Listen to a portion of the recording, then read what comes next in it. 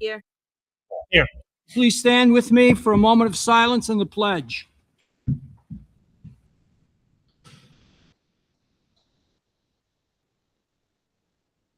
I pledge allegiance to the flag of the United States of America and to the republic for which it stands, one nation, under God, indivisible, with liberty and justice for all.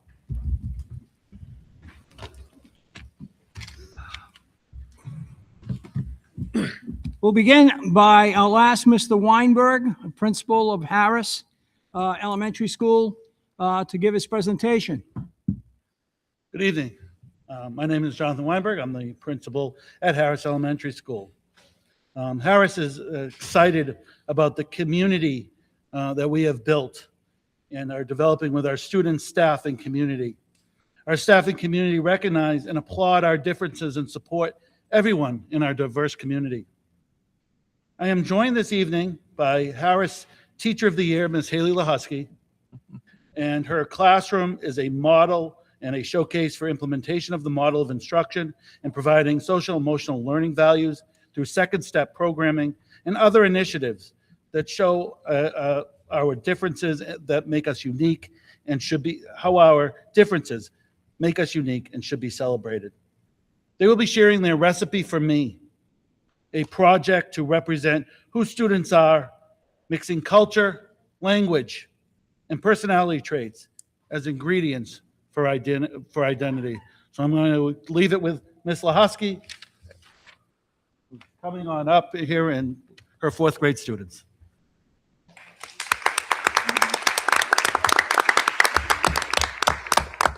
Thank you, Mr. Weinberg. So hello, everyone. We are so glad to be here tonight to represent our school, Harris Elementary School, and we are honored and proud to share our work with you. So thank you so much for being here. And I also want to give a shout out to my mom and my stepfather. Thank you. Cool. Gracias, Mr. Weinberg. Hola a todos, estamos muy contentos de estar aquí esta noche para representar a la escuela primaria Harris. Nos sentimos orgullosos y honrados de compartir nuestro trabajo con ustedes. Gracias por estar aquí.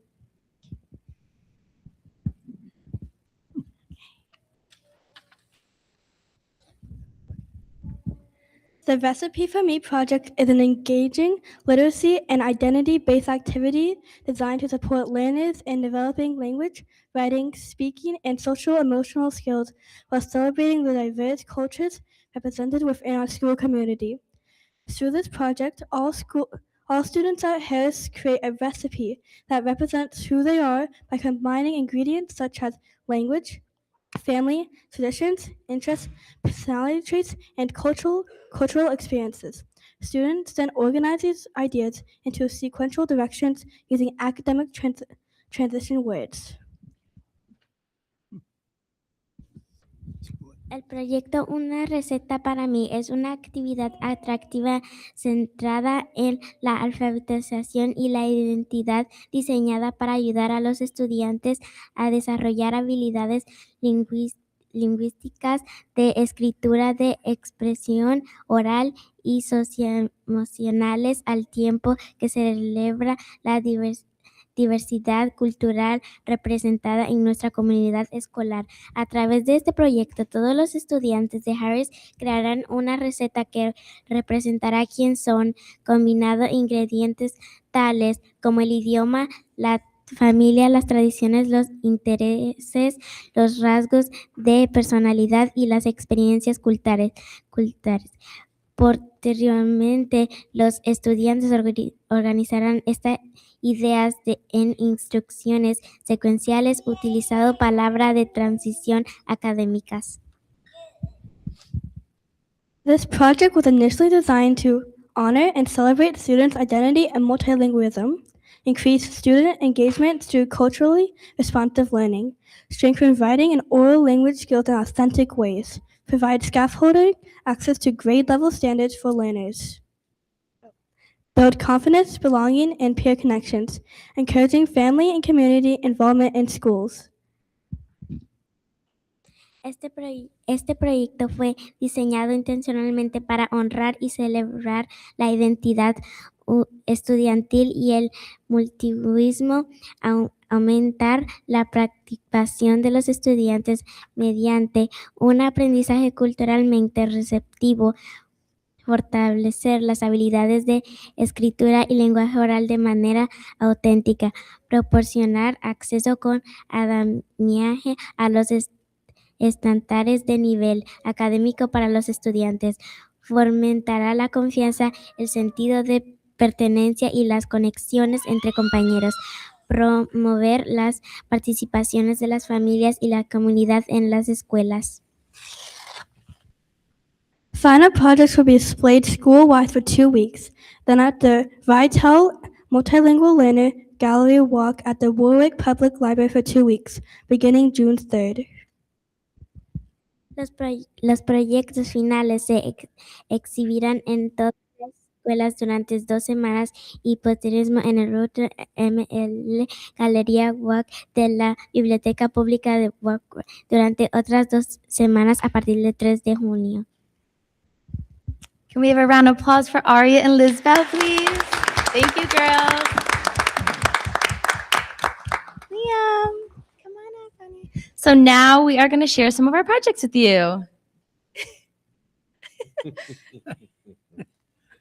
This would be good.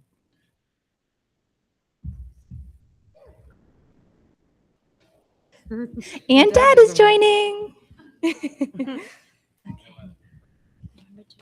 You wanted to go first? Right here. Okay, this one. Okay, honey. Want me to hold it for you? I'm just gonna say something first. Okay. Put it up close. Before I do my project, I'm just gonna say I'm really scared to do this. So please, You got this. You got it. Let's go. all right.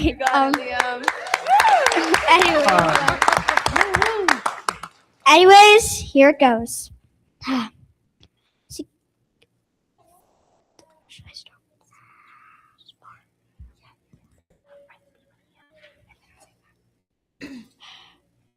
Here is the recipe for Liam.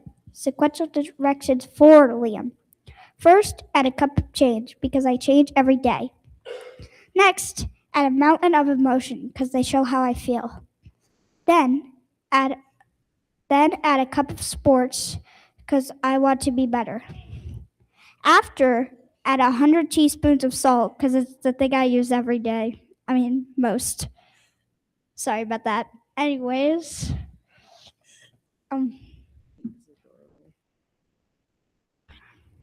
finally, add music because my good voice. Finally, add my teacher because she made the biggest impact on my life. And then, Wow. flip to the back. You want to flip to the back? Yeah. You're going to read Mom's. Mix, and you get Liam dough in the bowl. Get a mold, and you get Lil Law. And Lil Law stands for my initials, L, A, and W, by the way. And now, here comes my mom's. Sequential directions for Miss Woodward. Add a mountain of patience because I'm calm and collected. Next, add a mix of spiritual energy because I feel the spirit every day. Then add 2 cups of compassion because that's how I feel about my job. After, add a giant spoon of love and fun because those are the things I'm all about. Finally, add a handful of responsible and a swirl of kindness because those are Hare's values that I know that my son should be following. That I know that my son should be following. And now I'll let my dad take the wheel. Oh, thank you. Thank you. I was actually in the middle of writing this, so this should be good. Recipe for Mr. Woodward. Add a cup of dedication. A little bit goes a long way. Add a scoop of creativity because the people around you will appreciate your ideas. Add a dash of commitment because you can't get things done without it. Add a spoonful of pride, because at the end of the day, it's who you are. And then, last but not least, add a pinch of integrity, because doing the right thing when nobody's looking is what creates your character. Good job.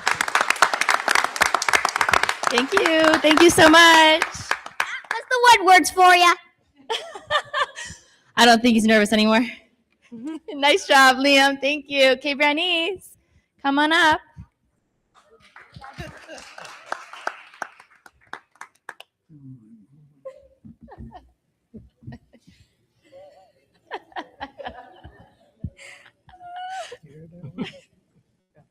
Are you laughing or crying or both?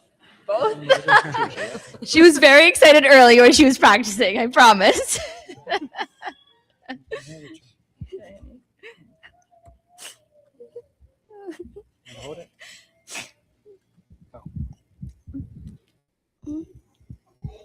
Sequential direction. First, Sequential directions. First, I add a sprinkle of volleyball because I love volleyball. Then I add a whole lot of Roblox because I love Roblox. After, I had a whole lot of family because I love my family. Then after, I add a whole lot of Puerto Rico because that is my culture that I love so, so much. And then after, I had a whole lot of love.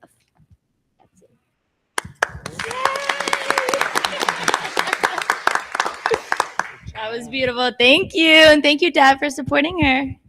Who's next? Let's go. Come up. Recipe for Lisbon. Sequential directions. First, add a giant scoop of Spanish because I speak Spanish. Next, add a whole lot for my family and teacher. Then, a sprinkle of English because it's my second language. After, a rainbow of penguins. Love. Finally, a handful of kindness and school.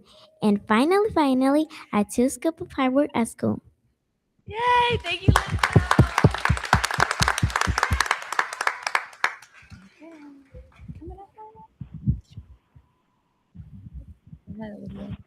Sequential recipe for Olivia. Sequential directions. First, add a pinch of Lao because my dad's half Lao. Next, add a cup of kindness because I'm very kind. Then add a scoop of English because that's my main language. After, add a of family because I love my family. Finally, add a slice of help because I love helping. Thank you. And Olivia's mom is going to present also. Hello. This is a recipe for Sarah Pierce, Olivia's mom. Sequential directions. Pour 2 cups French Canadian into a large mixing bowl. Ensure to have a solid base for a life on the move. Add resilience and mystery by using God's tools, your hands. Fold in a swirl of athleticism and a dollop of adventure. Continue to mix with your hands. For best texture, squeeze between your fingers. Don't forget to take a taste along the way. Fully mixed, it should resemble a mountain of happiness. Bake at 400 degrees for a lifetime. The aroma will resemble a rainbow of love.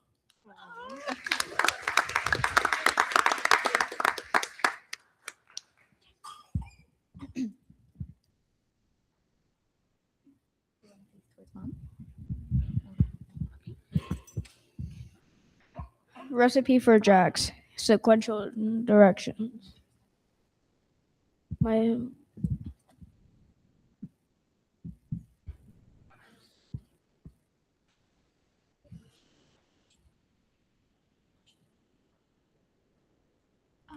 gonna do it?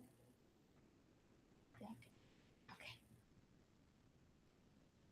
Liam, can you video Jax for his mom? Okay. Are you going to do it too? Oh, my mom doesn't want me to. Okay. Recipe for Jax. Sequential directions. First, add a spoonful of my kindness because I'm very kind. Next, mix in a mountain of my languages, English and sign language, because I use them to talk and learn. Then add a dash of my favorite food, mac and cheese, because I love mac and cheese. After, add a slice for my love for basketball, because I love playing basketball. Finally, add 2 cups of schoolwork because I work hard in school. He sure does. Thank you.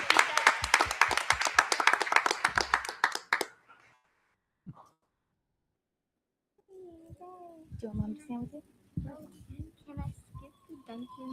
Yeah. Okay. Here, you hold it.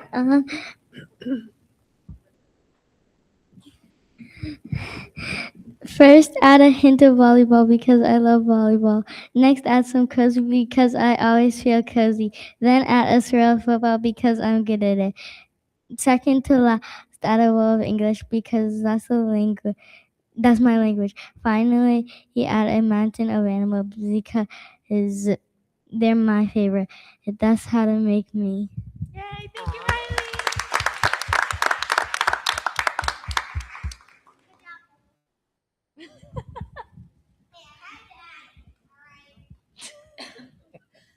Okay. Do you want me to hold it? Or do you want to hold it? I can hold it. Got it? Yeah. You gotta put it closer because it's quiet. Recipe for Merome. Sequential directions. First, add a bowl of my family because they are so important in my life. Next, mix my languages, Wolof and English, because I use them every day to talk. Then add a dash of rivals because it's fun to play, especially with my best friend and this one hacker. After a slice of kindness to help me be a good student and friend and make my teacher happy. Finally, then a whole lot of everything. Thank you, Mary May. It's ask him.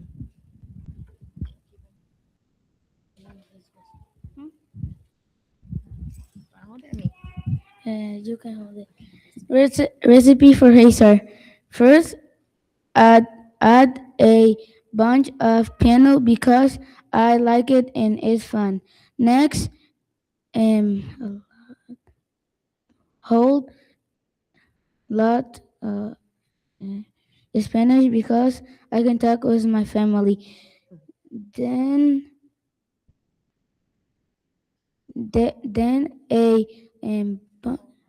whole lot of English because I can help me learn more. After a whole lot of Milwaukee because she helps me every time.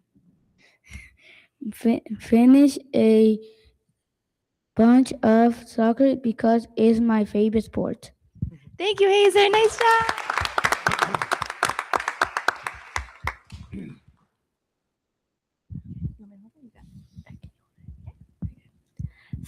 Sequential directions for aria.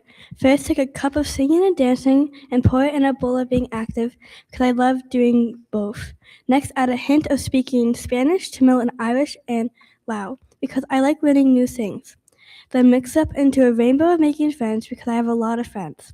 After, roll the rainbow of making friends into noodles and pour it in the bowl of being active. And boil it.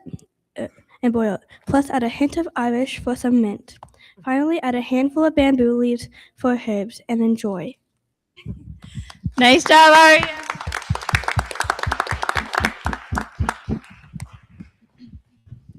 And we have one more recipe, a surprise for Mr. Weinberg.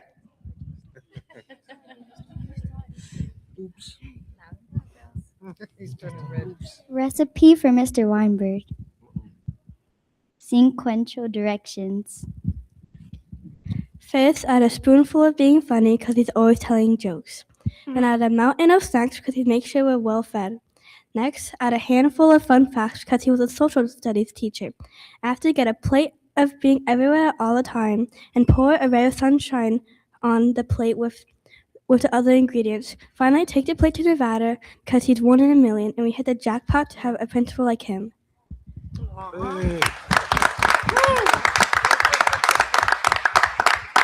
Thank you, girls. They made that up all by themselves, but I agree. Nice job, girls. Thank you. Good job. Thank you so much. Thank you.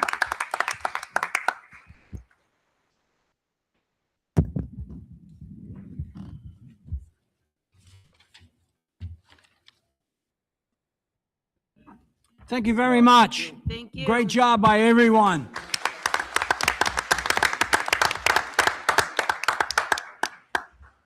Mr. Chairman, I just Vice Chair Burke. share a metaphor.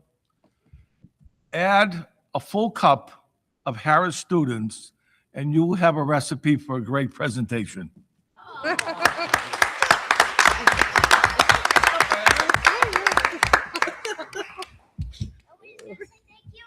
Can tell you're with the Wellness Committee, Thank Vice you. Chair Burke. Thank you. Now we'll go into good and welfare. For anyone addressing the school committee during good and welfare, please begin with your name and address. Your comments shall be no more than 5 minutes of speaking time and should be in good decorum. Please be aware that the committee cannot respond to you during good and welfare, but may direct you to an appropriate member of the administration team or may meet with you directly after the meeting for further discussion. Do we have anyone who wants to address the school committee tonight? Yes, you do. Melissa Bubble at 650 3rd Avenue, Woonsocket. First, I want to thank you for the support that I've received regarding my son and the bus issue that I spoke about at the last meeting. It has now been rectified, and I appreciate that Al had assisted me with this so quickly after last meeting. Second, thank you, Dr. McGee, for your help with another issue through email. I appreciate it. Next, I want to address my frustration with the lack of communication at my son's middle school. At Coleman Elementary School, the communication was always clear and consistent and still is.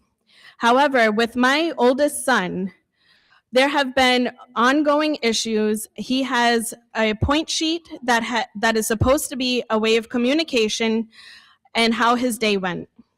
Yet many times there are no notes written on it, only for me to later receive a phone call or an email saying that there has been a disciplinary action was taken that day or a few days before. There have also been situations where my son was reprimanded for incidents that happened days or even weeks earlier.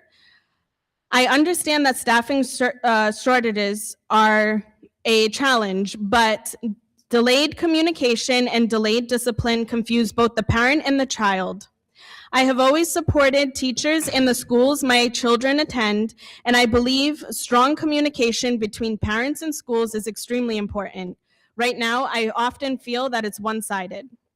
Too often, I have to physically stop at the school and wait to speak for the assistant principal, who is frequently unavailable because of meetings or putting out small fires throughout the school caused by short staff. Now I hear more positions might be cut for next year. Not sure if that's true. At some point, we have to ask ourselves, how much more support can we remove from our schools before it negatively impacts our students even more? I also want to address concerns about the condition of the high school. I understand that you guys all have other responsibilities and may not always see what parents are discussing online, but many families are frustrated and concerned, and I wish more of those parents were here tonight instead of speaking on social media. I have seen that there are barrels and bladders at the high school in a stairway. It upsets me that maybe one of you has said to me before, and I quote, "We hope that nothing else major breaks at the high school, or we'll have to close that one too." The online comments I saw ranged from anger, disappointment, to questioning why we continue talking about new projects and including the new elementary school while existing schools are struggling. This mindset is exactly how small issues become major and expensive problems later. Unfortunately, our district has a huge history of delaying repairs until costs become overwhelming and then talking about closures or replacement buildings instead. Let's change that. Let's fundraise like some other districts do. Let's get our hands dirty and get involved. I know funding is always part of the discussion, but families are exhausted from hearing that there are simply not enough money, not enough funding, while conditions continue to decline. Many parents have transferred their children, choosing homeschooling or looked elsewhere because they feel that our schools are no longer being properly maintained or supported. I also bet that 7% for that new elementary school has increased, which has increased since 3% back in 2016, as it will with the cost of materials and labor going up. But instead of fighting and asking the community to help and with pushback for the money to be used to repair our schools, it was decided to put us more in debt and create a bigger school for the elementary and close the neighborhood schools. But I'm sure that this was all worth it with the current schools continuing to decline. Thank you. Is there anyone else who would like to address the school committee?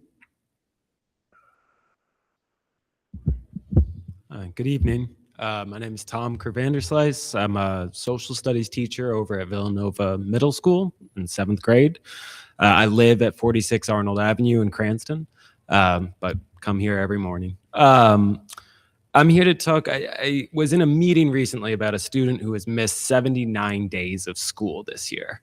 And they've all taken, when we think about being late or being dismissed early, that is 141 days this year.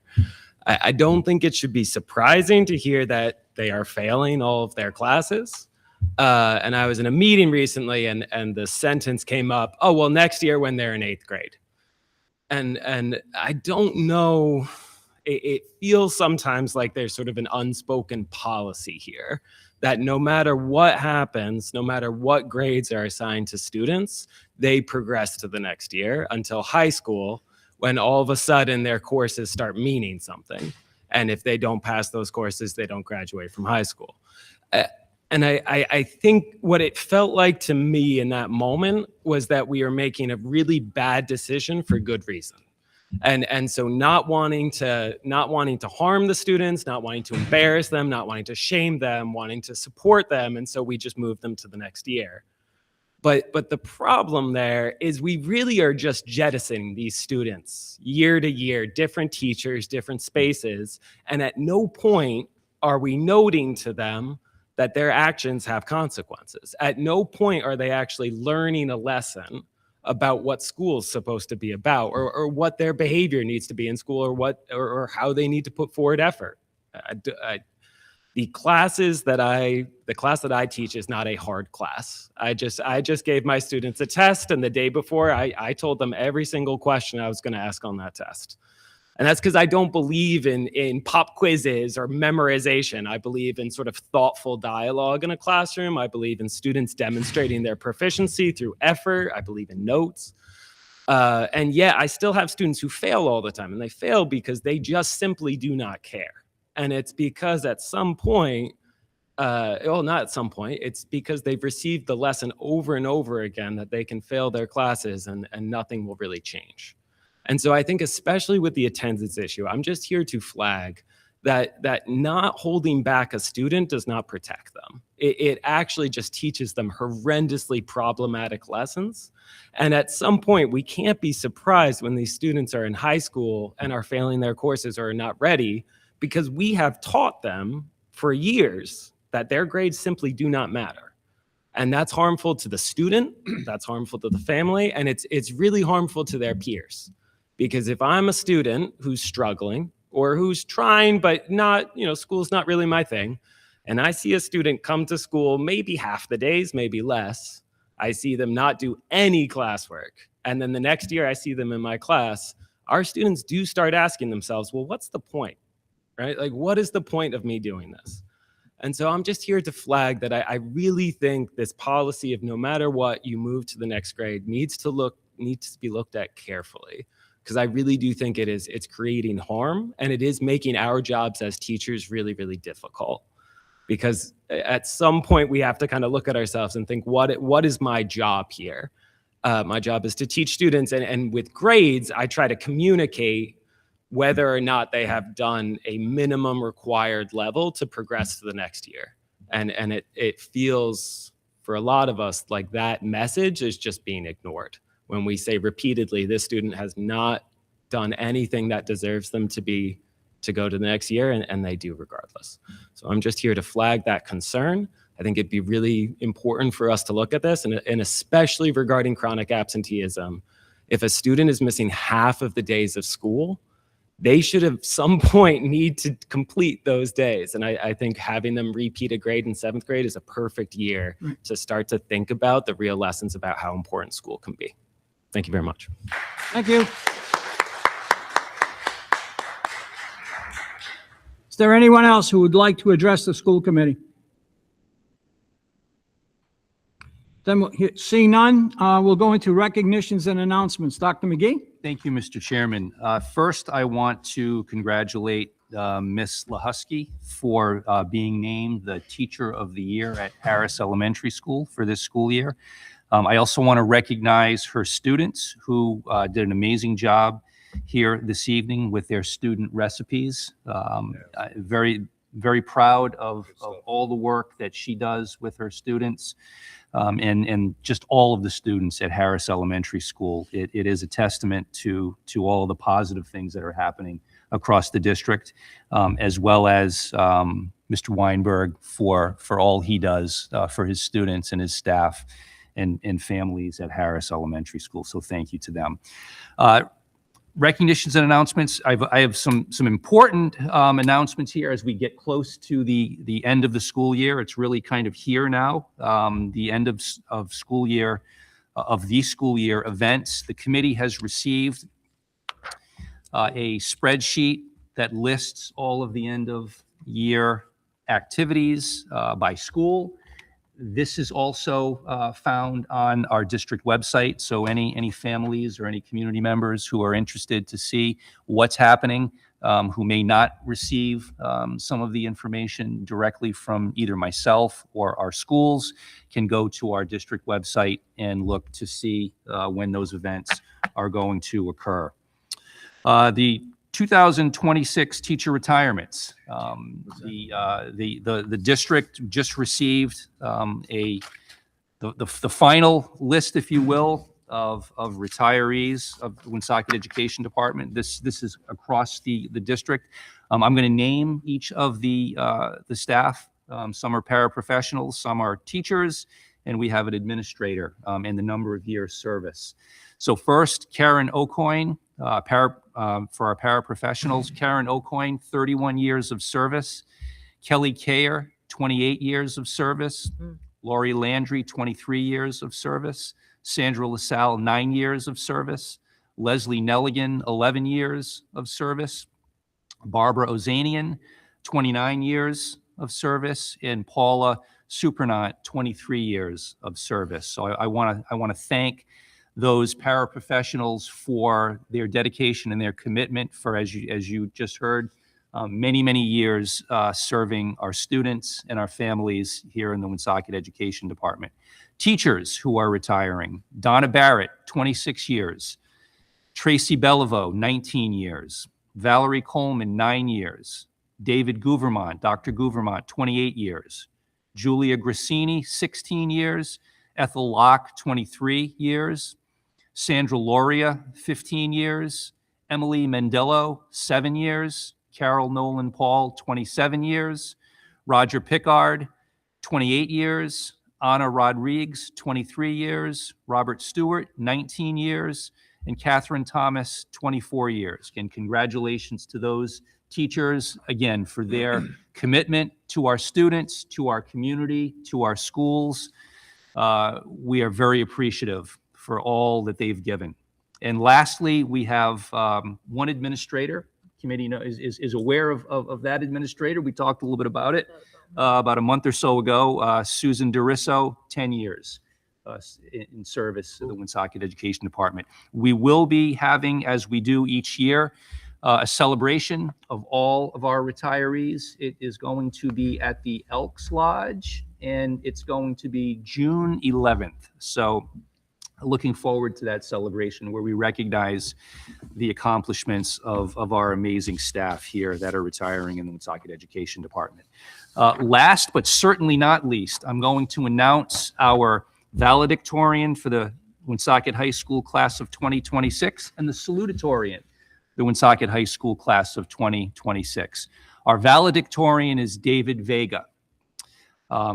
Attaining the pinnacle of his graduating cohort, David Vega holds the #1 spot within the class of 2026, distinguished by an extraordinary 102.5 GPA among approximately 340 seniors at Woonsocket High School. This exceptional record of academic excellence culminated in David's admission to the prestigious Massachusetts Institute of Technology through the highly competitive Questbridge National College Match. As a Questbridge Match scholar, David earned a full 4-year scholarship to MIT, placing him among a distinguished group of students recognized nationwide for their extraordinary intellectual achievement, resilience, and leadership potential. Demonstrating exceptional academic rigor, David has successfully completed an ambitious curriculum comprising 20 advanced courses, evenly divided between honors and AP classes. His consistent presence on the high honor roll, paired with a specialized focus on the complexities of science and mathematics, underscores the scholarly distinction that now propels him toward his study of computer science at MIT. David distinguishes himself as a multifaceted scholar by seamlessly integrating rigorous academics with 4 years of specialized mastery in the graphics and printing program at the Career Center. Under the tutelage of Mr. Brian Kenny, he refined his creative precision in digital design, a technical foundation that complements his incredible aptitude for computational science. This drive extends into his leadership as president of the National Honor Society for the class of 2026, where he pioneered peer support initiatives and served his community through events like the George Nasuti 5K.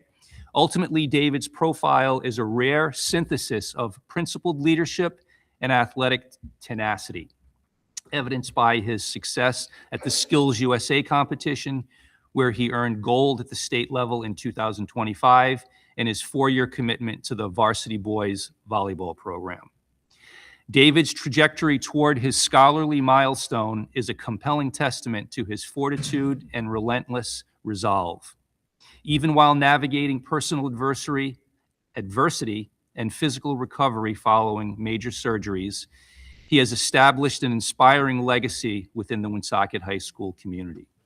As he transitions to the Massachusetts Institute of Technology in Cambridge this autumn, David embodies the transformative power of perseverance and integrity, illustrating how dedicated character elevates ambitious aspirations into very historic triumphs. So congratulations to David Vega as the valedictorian of the 26th Woonsocket High School graduating class. Absolutely. Not to be outdone by our salutatorian, Timothy Sylvia, with a remarkable GPA of 101 and a ranking of #2 within the class of approximately 340 seniors. Timothy Sylvia has established a legacy of academic brilliance. His tenure as salutatorian is defined not merely by these impressive figures, but by a narrative of persistent resilience, proactive initiative, and a steadfast dedication to personal growth. Son of Barry and Marcia Ann Sylvia, Timothy has flourished within the Woonsocket Area Career and Technical Center's P-Tech program, mastering a demanding collegiate curriculum focused on computational sciences. His innovative spirit was prominently displayed through a collaborative venture with CVS Health, where he contributed to the architecture of a prototype application.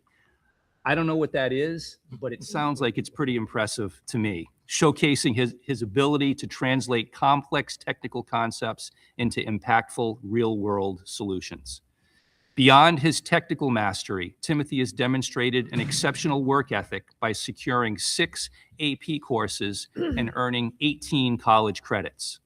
His commitment to the academic community is evidenced by his roles as P-TECH ambassador and as a member of the National Honor Society. Timothy's competitive spirit and pursuit of excellence earned him a Rhode Island Skills USA Bronze Medal in computer programming and a prestigious finalist position in the Quest Bridge National College Match. Additionally, his participation in the Northeastern University SMASH Academy reflects his strong commitment to collaborative STEM exploration and advanced technological education. This fall, Timothy embarks on a new chapter at Colby College, pursuing a rigorous double major in mathematics and computer science alongside a minor in statistics. His departure from Woonsocket High School marks the conclusion of a very distinguished tenure characterized by quiet leadership and an unwavering intellectual curiosity. As a model of academic perseverance for his peers, Tim leaves a lasting imprint on his school community. We celebrate his remarkable success and anticipate the meaningful contributions, innovative spirit, and professional impact he is indeed poised to deliver in his future endeavors.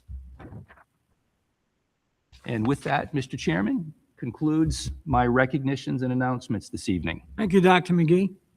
I'll make a motion to receive and place on file the recognitions and announcements. Do we have a second? Second. Second by Mrs. Costa. All in favor signify by saying aye. Aye. Next, I'll make a motion to approve the April 22nd, 2026 open meeting minutes. Do we have a second? Second. Second by Mrs. Costa. Any changes to those minutes? Dr. McGee? Chairman Bourget, Yes. Vice Chair Burke, Yes. Mrs. Kepiscus, Abstain. Mrs. Costa, Yes. Mr. Leclerc. Yes. Next, I'll make a motion to discuss and approve the consent agenda. Do we have a second? Second.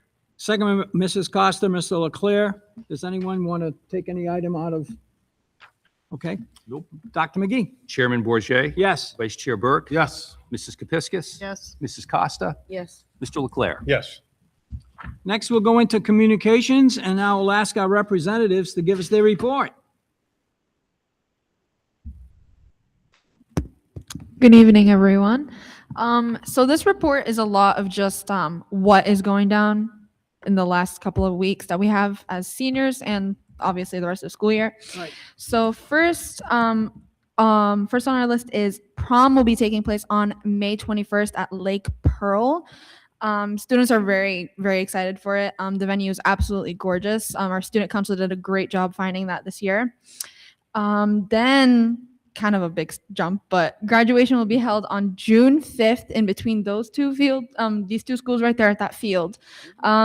We were kind of disappointed about the football field, but it's okay. It is what it is. Then the Woonsocket Spring Sports have been doing a great season so far.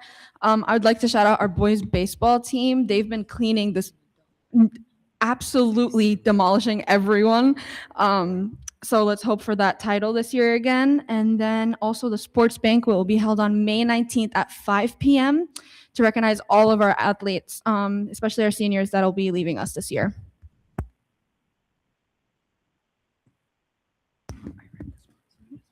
And then our National Honor Society graduation will also be taking place on May 19th at 6 p.m. at Woonsocket High School, recognizing students for their academic achievements, leadership, and service and character. The senior walk will take place on June 1st, giving seniors the opportunity to reflect on their last times at Woonsocket High School and celebrate together. Senior Award Night will be on June 3rd, where students will be recognized for their academic achievements, leadership, dedications throughout high school, and their scholarships. Seniors will also be going on a field trip to Block Island on June 4th Okay. And then we also have our senior sunset coming up on the 29th? On the 29th. And then as the school year begins to wrap up, there's a lot of excitement around the building and students are focused on finishing the year strong. Thank you. Very good. Thank you very much. I'll make a motion to receive the student representative report. Do we have a second? Mr. Chair, I think. No. Yeah, when you're done. Right. Yes. He's going to do it right Yes. after. Do we have a Okay. second? Second. Mrs. Costa, you have a second. There we go. All in favor signify by saying aye. Aye. Dr. McGee. Why, thank you, Mr. Chairman. I would like to take this time to recognize our two Woonsocket High School senior Woonsocket School Committee liaisons for the 25-26 school year. Girls, if you wouldn't mind coming up to the stage, we have a certificate and a nice trophy presentation for each of you. So let's give our two 27 reps a great job.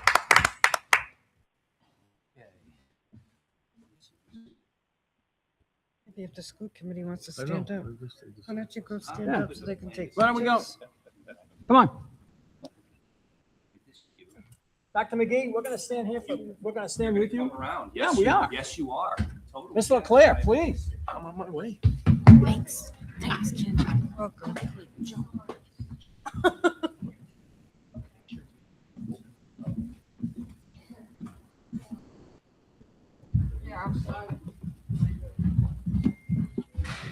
Oh. Yeah. Okay.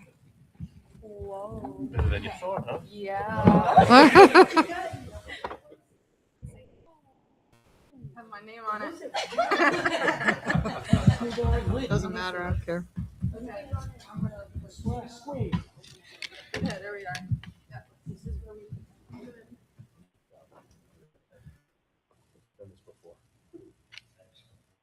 Outstanding. Good job. I think there's a dad that wanted another picture. Oh, my dad. Oh. I think you Hold on, missed. let's get back. Ernest, can you You're coming back. picture with us? No, one more picture. Dad. Sorry, Dad. It's okay. Everybody squeeze in. That's my dad, Mr. Ernest. Hold on. Your mom coming. Mom. Okay, your mom right here. Do you want your mom right here?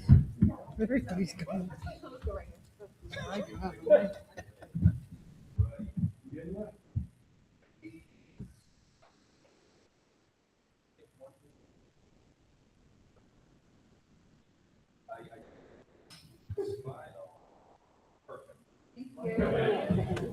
Don't forget my socks and sandals.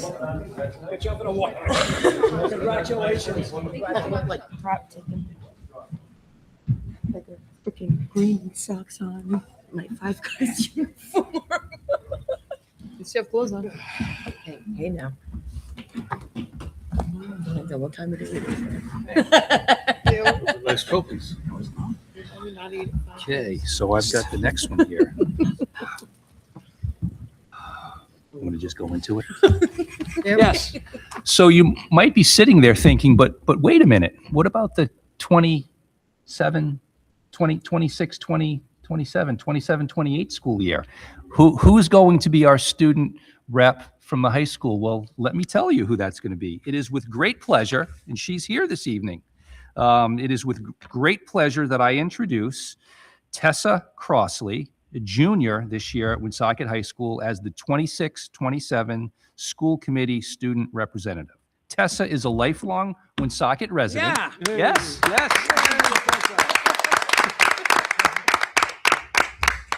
Tessa is a lifelong Woonsocket resident who attended Leo Savoy Elementary School and Hamlet Middle School. She's currently entering her senior year at Woonsocket High School and the Woonsocket Area Career and Technical Center, where she's enrolled in the Health Careers Pathway program. Tessa's dedication to her education and involvement within the school community makes her an outstanding choice for this important leadership role. We are excited to welcome her as the student representative to the Woonsocket School Committee and look forward to working with her beginning in September. Congratulations, Tessa. Good job. Very good.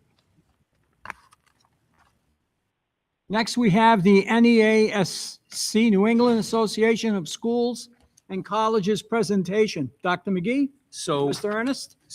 as we continue our Woonsocket High School themed communications section of our agenda, Mr. Ernest is here this evening to present the NEASC, which is, again, as you said, Mr. Chairman, the New England Association of Schools and Colleges. They were here working very closely with the high school staff, administration. We had a NEASC report, and Mr. Ernest is here this evening to present the results of that NEASC report. So I'm going to turn the mic over to Mr. Ernest as he describes a little bit about NEASC as well as the report for our high school. Great. We're going to invite folks down so we can view the presentation. You have to open it, re-click and open it link. It won't open with the link in the agenda. Nope.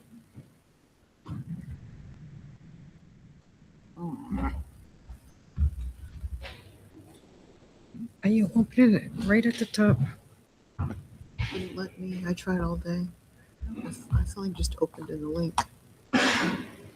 You try to open it, nothing happens. Try again.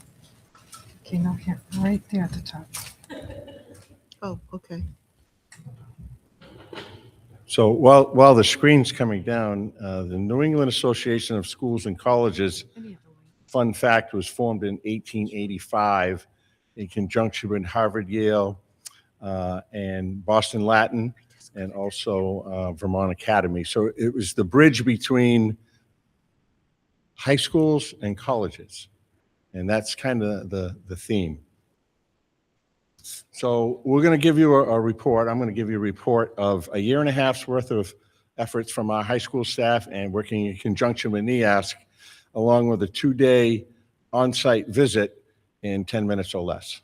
So I'm going to give you the Reader's Digest version, and I'll take questions as we go through. If that's a little clear, but the mission is described by establishing and maintaining high standards of educational excellence, providing a framework for institutional self-reflection and objective peer review, and serving as a professional resource and providing support. I'm not going to read everything verbatim, but that's really the overall mission of NEASC, is support schools, make sure that they're getting our students ready for college and career readiness. A little bit about the process. The initial NEASC staff meeting was in the spring a year ago. It also involved a series of meetings with NEASC, and our teachers were divided into teams. The scope and sequence, we formed committees. We did a school coordinator, which is yours truly. We had committee chairs, which were our department heads, and we had committee members, which were our teachers. Each committee was linked to a standard, and I'll explain a little bit about that in the next slide. The approval of the standards happened at every faculty meeting. So once a month throughout the entire year, we worked every 2 days a week, and we had biweekly meetings and reviewed the writing. And then we, as a staff, we voted on the results. So that's really important to know that we had teacher buy-in. Every faculty meeting, we voted on each standard, and it's very, very detailed, and we'll get into that in just a second. The self-evaluation site visit was last November 13th and 14th, 2025. It involved a lot of classroom visits. We had focus groups of students, teachers, parents, central office staff, many of whom are here tonight, administrators, and department heads. We had a formal debriefing with our NEASC team, and then they had a written report that was issued. The reports and findings had a lot of commendations.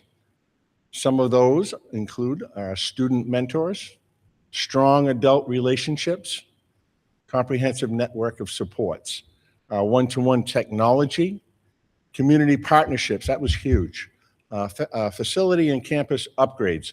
We had just finished the field, the gym, all the new furniture, all the improvements. We had just finished that just in time. We told them it was coming, and they got to see it in action. One of the things they really liked also is our common planning time that we set aside for teachers. More importantly, our PBIS, which is positive behavioral interventions and supports, our display of core values.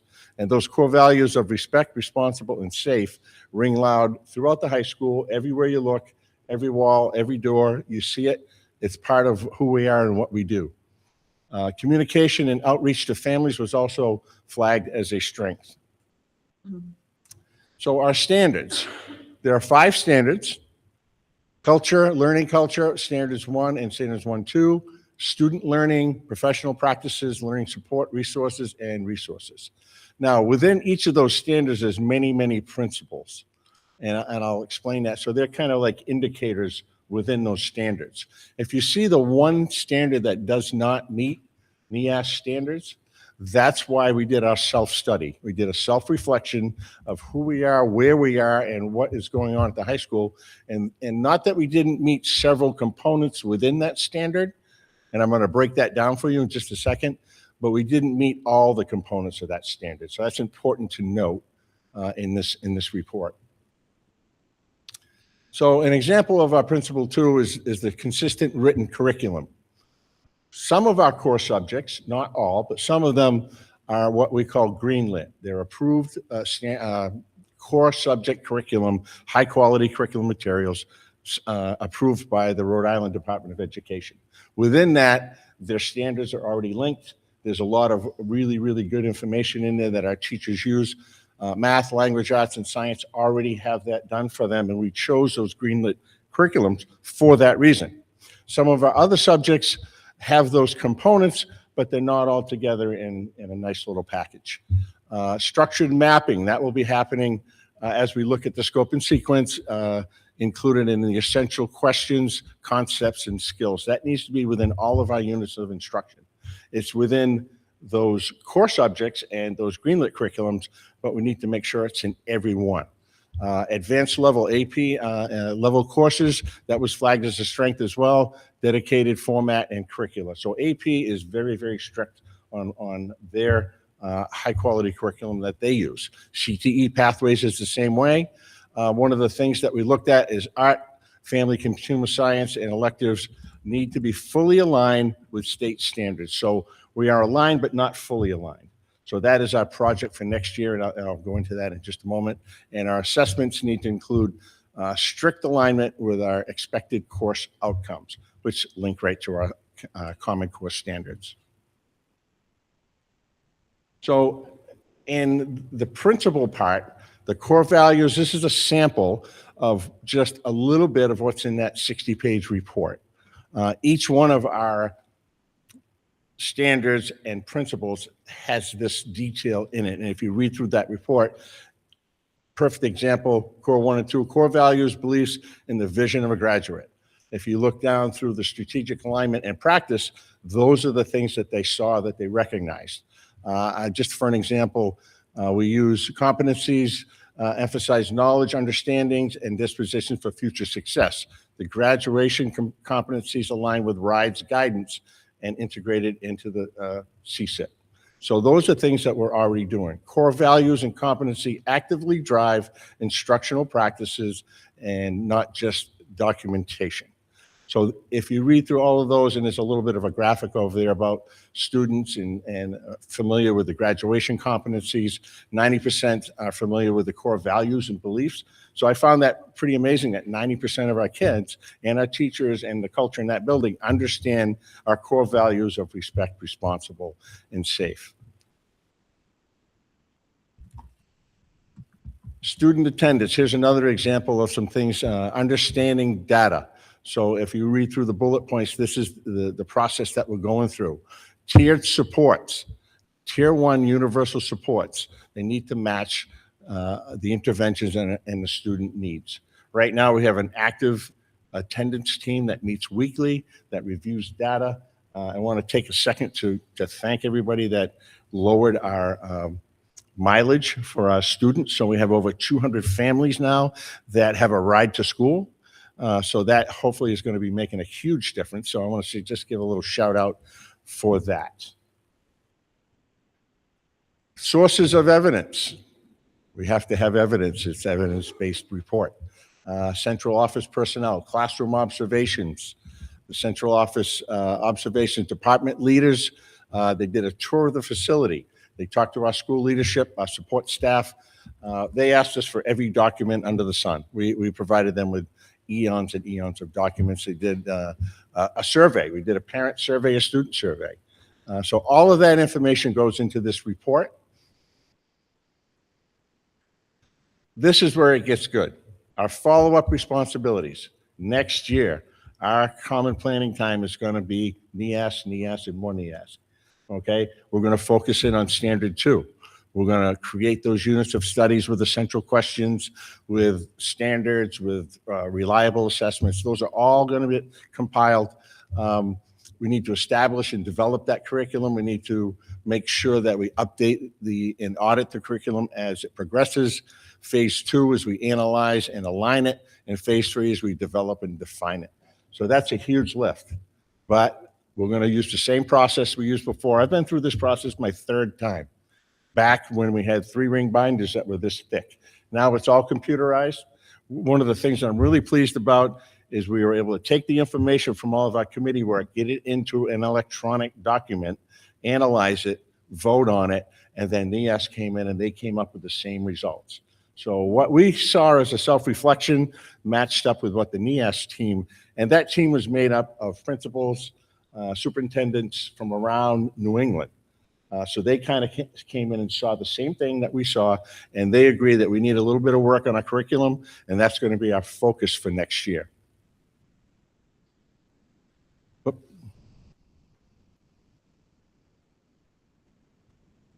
No? There we go. There we go. One more. And here's our resources. And if you go to the last page, I linked them in there as well. So there's a notification letter. We are an approved accredited institution. So I'm very pleased to report that. They'll be coming back for another visit. We'll be ready. And we'll be ready. So if you want to read through, the report is quite lengthy. But as you see, each principal has a lot of really good things that happen and a lot of suggestions. And then they kind of compiled that down, and that's our focus for next year.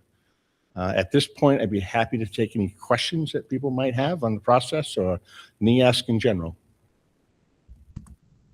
Doing a good job. Keep going more. I think that's very encouraging. Yeah, and I just kind of call it like you see it. They met with this administrative team at the district level. They met with our administrative team. They actually went into classrooms and they looked at documents. So this is a very, very thorough process.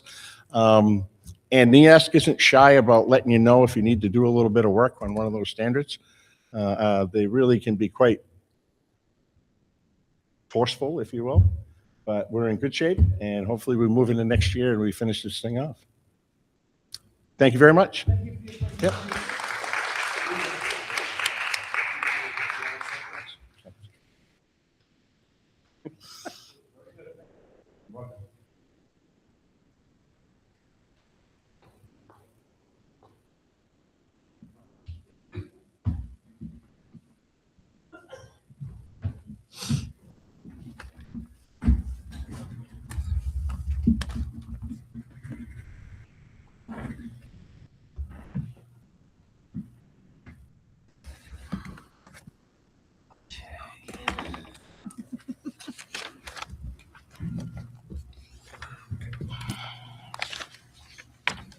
Next, I'll make a motion to receive and place on file the NEASC presentation. Do we have a second? Second. Second by Mrs. Costa. All in favor signify by saying aye.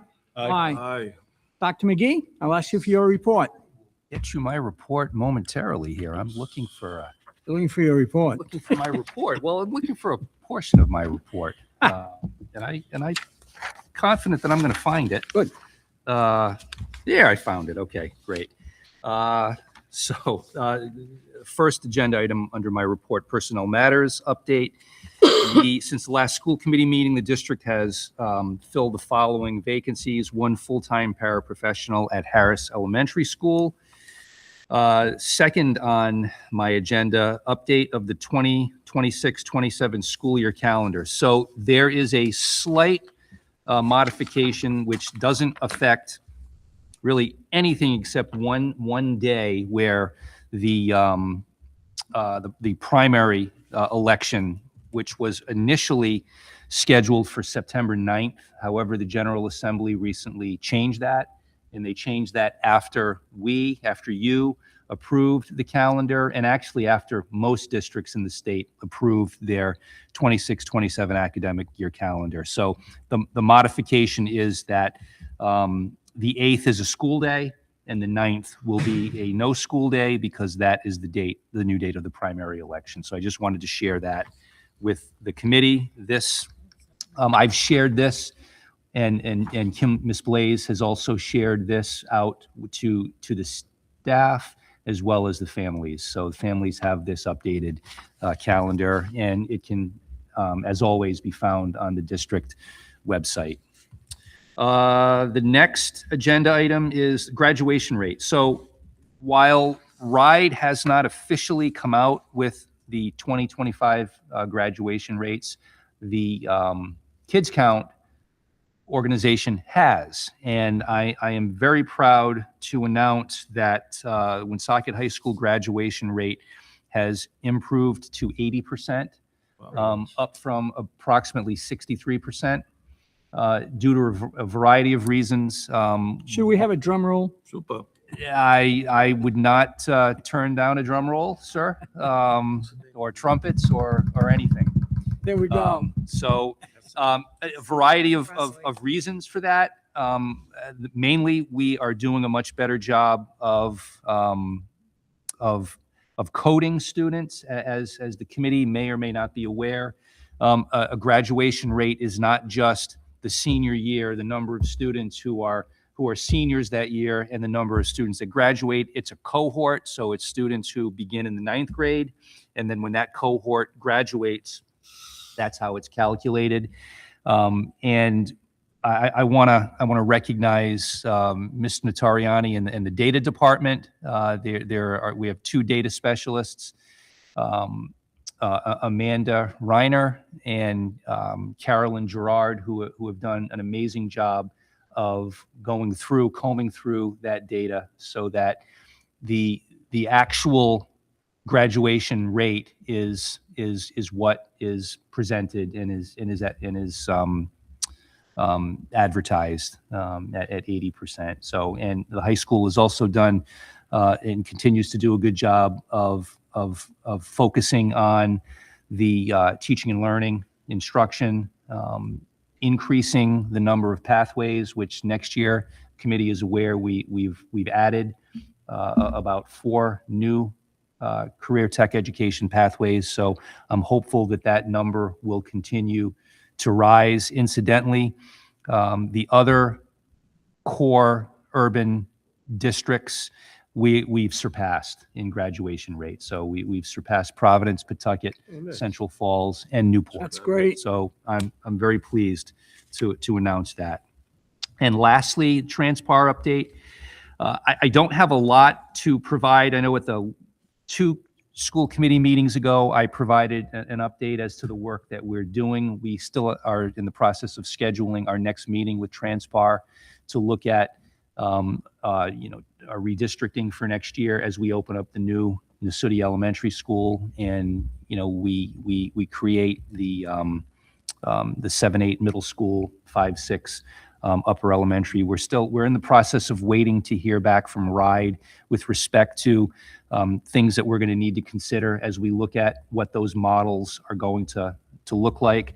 But one of the things I did want to say is that there apparently there's been some rumors out there that Citizens is closing next year. That's not true. Citizens is not closing next year. That's not to say that as we work with Transpar through the summer and next year, that's not to say that with our redistricting, it will not close in the future, but it's not closing next year. So I just wanted to make that known to the committee and to the community. So with that, Mr. Chairman, that concludes my superintendent's report. I'd be happy to answer any questions the committee may have at this time. Anyone? Nope. Mrs. Kapiskas, I was waiting for you. I just had one brief comment. I'm still hearing from parents that they're being told at IEP meetings at both their Citizens is closing. Yep. So those rumors continue to fly. Yep. So I don't know what we can do Yeah. to button that down. Yeah. Perhaps a discussion with staff would be appropriate. Yeah. Because they're Yeah. misleading parents that Citizens is closing in June. Yes, yes, it's not.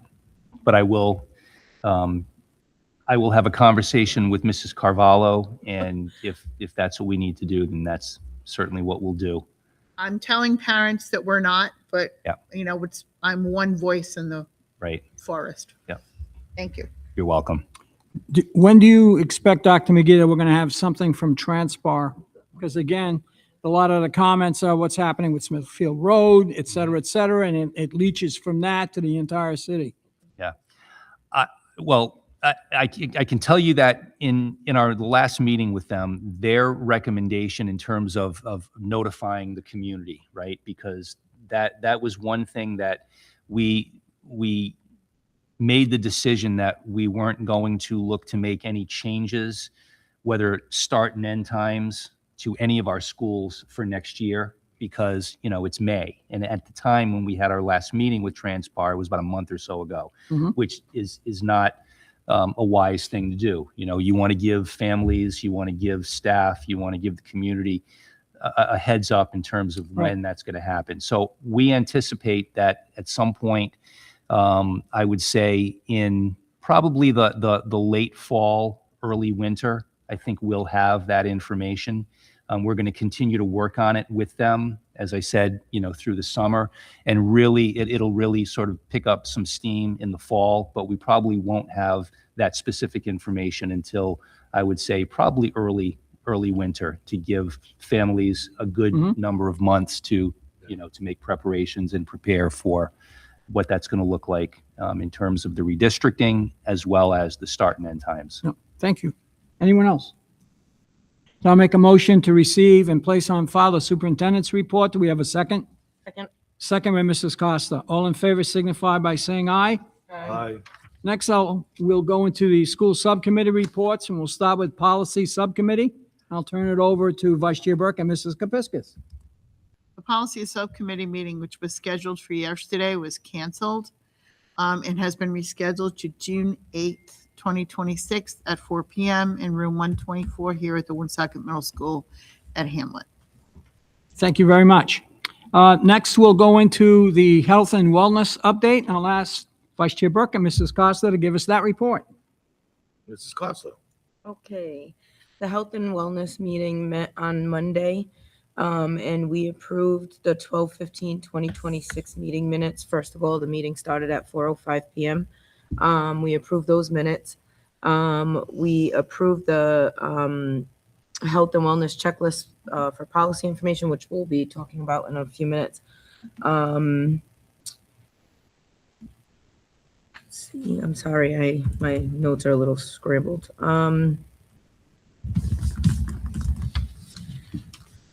I'm going to go with number 3. We discussed and approved the amendments to the health and wellness policy. We were waiting on our lawyer to put the policy together, so we had removed that item from the agenda. Number 4 on our agenda was our update from Chartwell's. From March till now, we served 37,071 students breakfast, 74,664 lunches, and then we served 6,576 program meals, and that's within a month. We did those monthly from March until now. So that's every month we served that amount of breakfast, lunch, and program meals. They did a white chili versus red chili student engagement. The white chili won. They had a lot of activity with that and a lot of involvement, and it was fun for the students.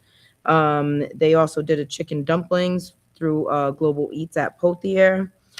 They did Kung Pao chicken at Villanova, potato palooza throughout the district, and monkfish was in the secondary level of education.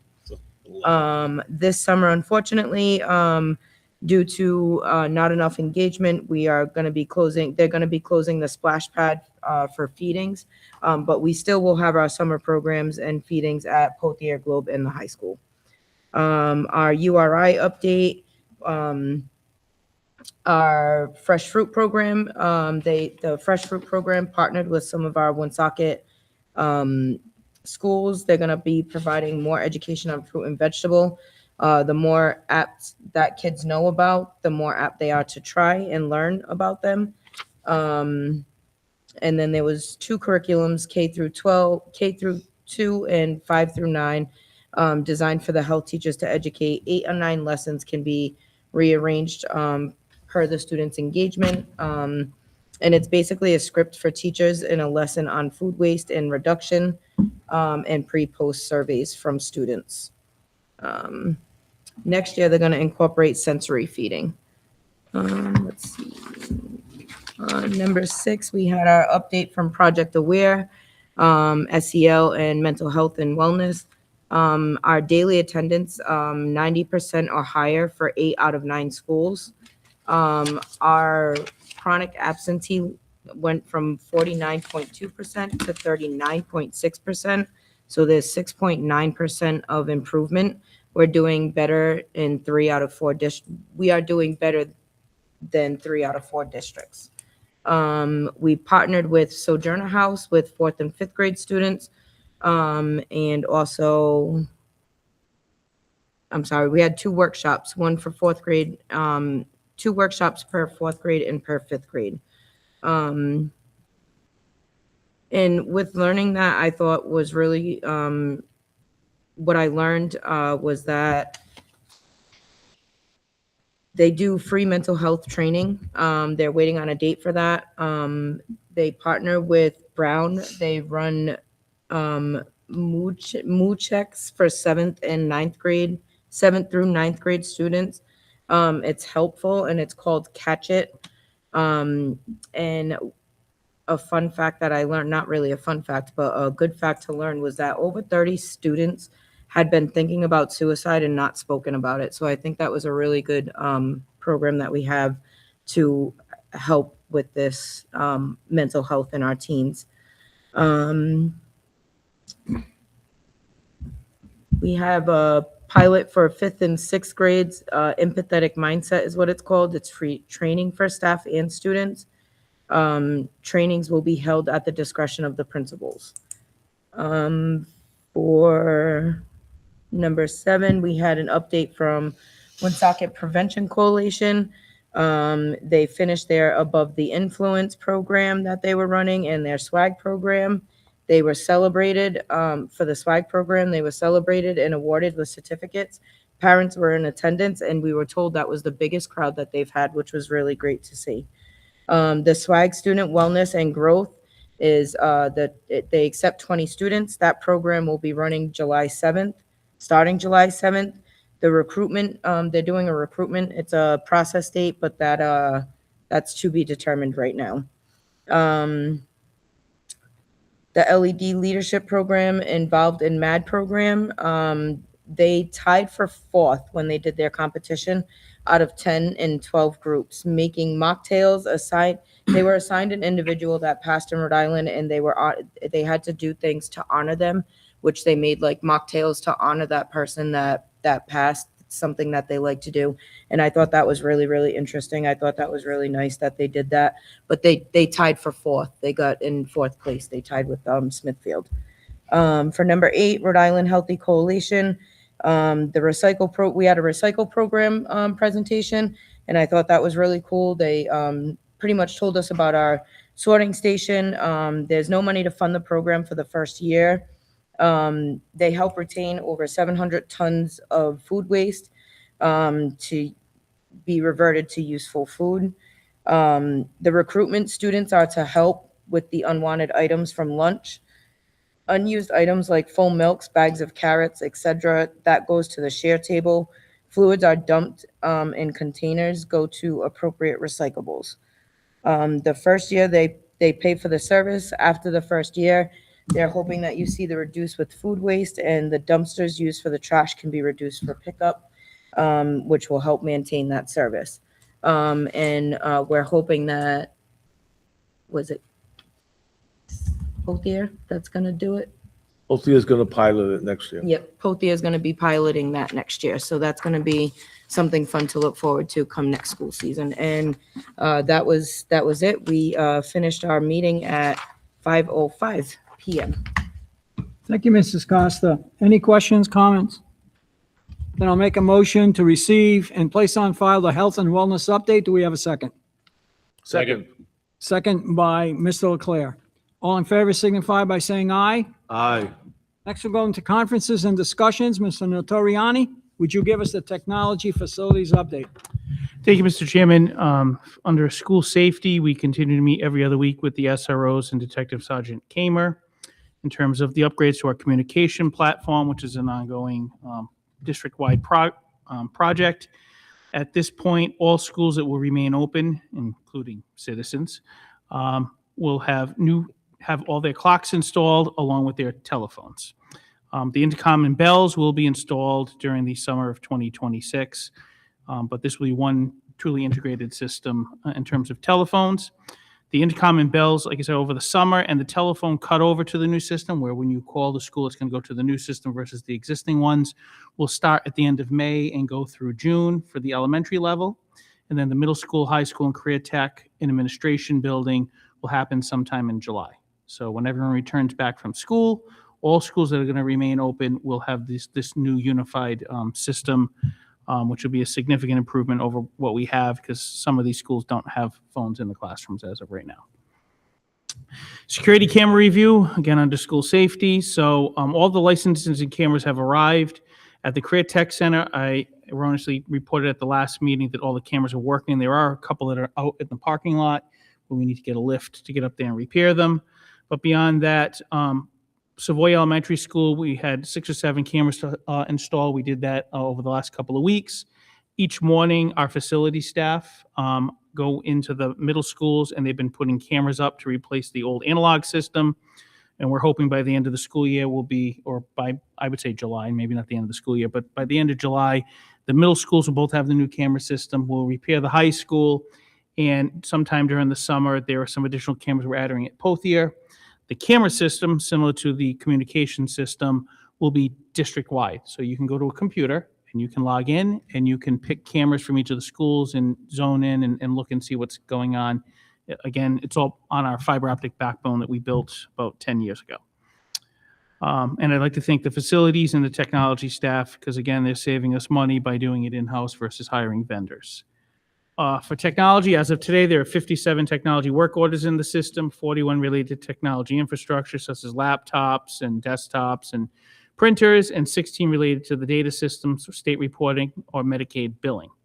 I would want to know and thank the data team from what Dr. McGee said earlier. Carolyn and Amanda do an excellent job cleaning up our data and making sure that our schools are doing data entry correctly. In addition to that, the technology staff are actively supporting the science assessments that are going on this week. Data state reporting, Power School conversion update. As of today, we are kind of back on schedule. We anticipate we can still go live for July 1st. The caveat to that, or the contingency, it's contingent upon each school continuing to provide timely information. So that's a repeating theme that is ongoing with both our administrators and our secretaries to make sure that they have timely updates to the data team. Our most recent request centers on student schedules for the 26-27 school year. So early today, we did have a meeting with the school administrators to stress the point that by the conclusion of the school year, there has to be some kind of student schedule structure in our current database, Skyward. Because if there isn't, you can't pull nothing and then put it into something else. There has to be something there to pull.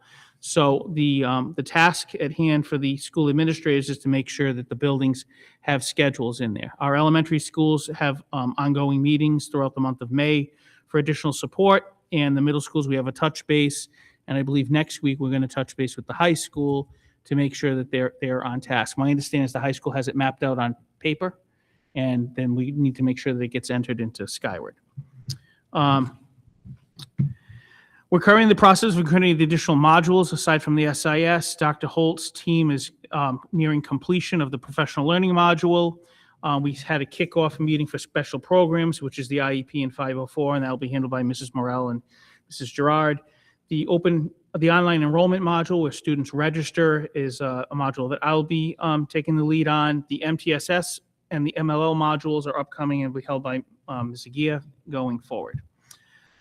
Student registration, as of today, we have 193 kindergarten registrations in our system. I apologize, I didn't get a chance to compare that to this date last year, but that does seem like it's trending slightly higher than where we've been in the past. Facilities custodial services, we currently have one vacancy in the department. However, due to vacation and medical leaves and a lack of subs, and I want to stress it's not for a lack of effort on the part of HR. We're trying to recruit people. There's active postings. We're doing all we can. We're just not getting candidates to apply. So as a result, we're kind of struggling. We don't have enough subs and we're struggling to keep up with the work. For example, earlier this week, there was one person in the morning covering the facilities department because all of the facility staff that maintain things, if there's breaks or utility issues, had to go out in the buildings and assist with cleaning. So they are struggling, but they are doing an excellent job. To compound things, overtime is restricted to emergency situations due to budget considerations. So I just want to say thank you to the facility staff and the custodial staff. They're really doing a great job under a lot of pressure. As of today, there are 122 facility work orders in the system. 67 are assigned to facilities maintenance staff. 55 are assigned to contractors and vendors. I believe it's later in the agenda, but the bid approval or the RFP approval or whatever you would call it is on this evening's agenda. If approved, this will allow the district to replace the controls at the high school, Career Tech, Pothier, and Harris Elementary School. Similar to the middle schools, it's a significant improvement for us because we'll be able to have better control in the room. It'll give teachers the ability to control the temperature in their rooms within a certain range. But as I've stated in prior updates, this does not mean that we're upgrading any of the hardware equipment that's on the roof or anything in the ceilings. So you still are going to see HVAC bills coming in because while the controls will improve things to a certain degree, there are very old pieces of equipment. Currently, the auditorium at the high school has 3 units, of which 1 is working. The other 2 have recently failed, and we're not sure when we can get those exactly repaired. So, industrial burners in the process of repairing the boilers at Citizens. Harris, we're still waiting for the new boiler to arrive, which probably won't occur for replacement until over the summer. The lighting system here at this school, where there's still issues, has been pushed to the summer of 2026. It's just better that they come in and fix things when students and staff are not in the building. And then lastly, transportation. We continue to meet weekly with Durham School Services. They have a full complement of drivers. They continue to struggle. In our most recent meeting, we discussed the summer programming needs for ESY and the timeline for developing and releasing the bus schedule for 26-27. And that concludes my report, Chairman. Thank you, Mr. Notoriani. You mentioned the data teams. We got a grad rate of 80%. Are we at a point where we've got all the data up current at this point? Or do you think if once we get there, what do you think, how much will the grad rate increase? Because obviously catching all the folks that you've caught in terms of track them, all the students that have left, where are we? Are we at 90%, 80, 95? Where are we? So if I may, Chairman, I'm going to put, so this was purely data cleanup. Right. So there's a lot of good programs, a lot of good work, a lot of good effort going on. It's funny because I was talking to Dr. McGee about this. When I arrived here about 10 years ago, graduation rate was at 58%. And the Valley Breeze came in a few years later because we cleaned up our data collection process. And there's actually a graph, and it shows we went from 58% to 78%. And I'd like to give a shout out to Mr. Boulay here. He was the assistant principal at the time. He sat with us. We gave him what the rules are. We told him, here's how it works, and then we cleaned up the data. And it went from 58 to 78. And then we handed it off to the high school. I can't speak to what occurred. I can tell you it went from 78 back to 62. And then a couple of years ago, we noticed when it dropped down again that the data team took over and they started doing the collection again. And they started cleaning up the data, and they worked with several different administrators because it's not like you just go in and say, all right, this year's the seniors, where did they go? It's measuring a cohort. Right, that means you arrive freshman year, and if you drop out, you leave freshman year, that's a dropout unless you can say where they went to. So the second time, Not the first time. The second time, we went from 62 to 80. Both times I'll say that I think our graduation rate, where we landed is where we probably are at. We're probably in the high 70s, low 80s. We might have some room to move it a little higher than that, but I don't think much. I think we do a lot of good, hard work at all of our schools, and oftentimes we don't get the credit we deserve because we do all this work and all this effort, and then we fall short in making sure that the data entry, which is a common theme from my report, at the school level is not as stellar as it could be. I will say this, we've cleaned it up, and we will be passing the baton back to the high school where it belongs, because that's where they should be recording it. And I really hope, because I'm approaching 50 now, I'm 10 years in here, and the next 10 years I'll be in my 60s. I'm really hoping we're not having this conversation again about cleaning up the data. I'm just going to be frank about it. It's been a long day, and maybe I've said too much here, but we've cleaned it up as best we can, Chairman. I think we may have room to go a little higher. I think to nudge it even further is going to be less about data cleanup and more about the good work that Mr. Ernest outlined in the NEASC report. I would hate to see a transfer of this process of data cleanup or following up to a group that may all of a sudden, where it ends up, where our grad rate goes up, especially now that we're at 80, and we're going to brag about that. I don't want to come next year and oops, we're down to 70 or 60 or whatever because somebody didn't clean up the data. It seems to me somehow that has to be maintained, whether it's your department or in the high school. That's all I'm saying, right? Dr. McGee? It would be a shame because we went from 60-some% and boom, look at us this year. And it's data cleanup. It's not like we got problems with curricular or students or whatever. It's cleanup.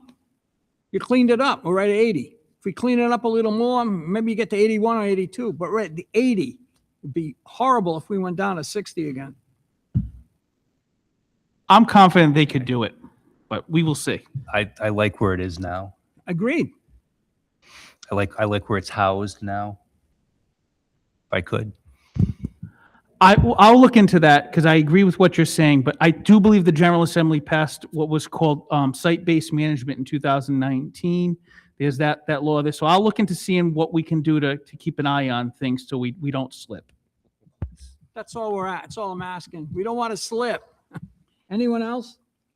I'll make a motion to receive and place on file the Technologies Facilities Report. Do we have a second? Second. Second, Mr. Leclerc, Mrs. Costa. All in favor signify by saying aye. Aye. Our first item of new business is a discussion update on the Wellness Policy Implementation Checklist. I'll turn this over to Vice Chair Burke, Mrs. Costa, and Dr. McGee. Okay, I think I'll take this here. Vice Chair Burke. Over the last several weeks, Ms. Blaze coordinated the completion of the Wellness Policy Implementation Checklist. Each one of the schools in the district would respond to 49 statements, and they responded to 49 statements dealing with various issues of the Wellness Committee, the Wellness Policy, dealing with food, beverages, communication, physical activities, et cetera, et cetera. They answered each statement of the checklist either by saying the statement exceeds standard, the statement meets the standard, the statement needs improvement, or not applicable.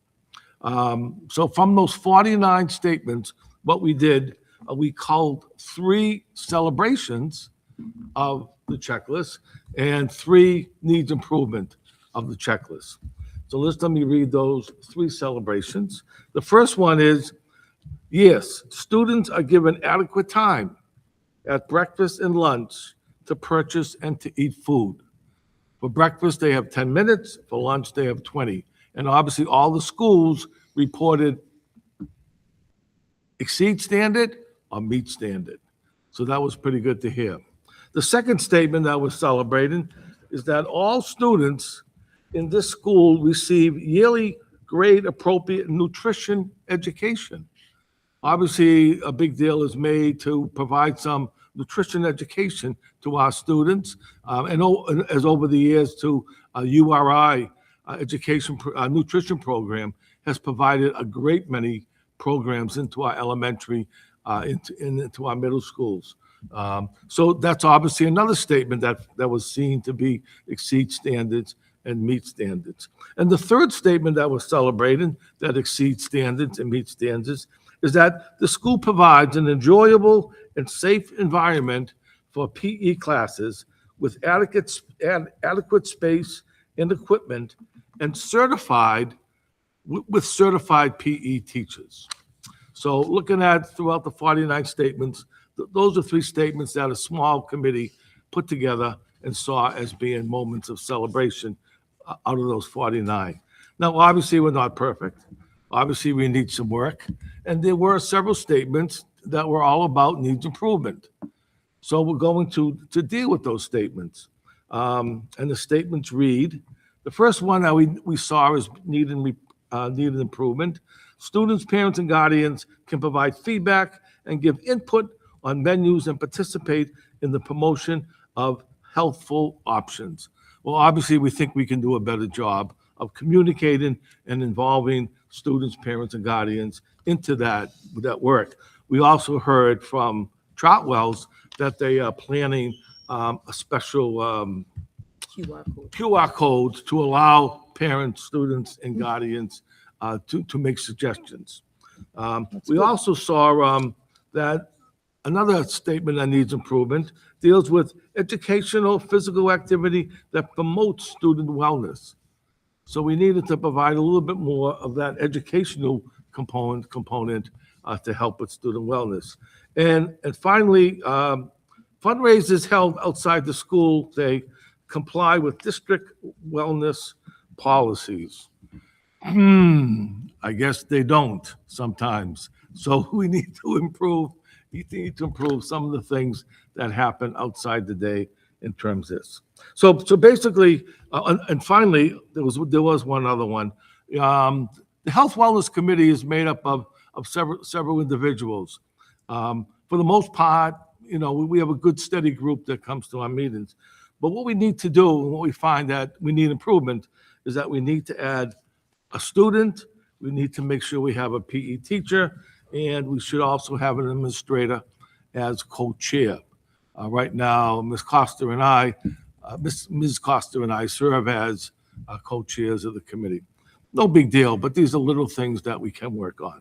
So after culling through all those 49 statements and looking at the statements for exceed standards, meet standards, needs improvement, are not applicable, the three celebrations I mentioned and the three needs improvements I mentioned completed our work. Thank you, Mr. Chairman. Thank you, Vice Chair Burke. Any questions, comments?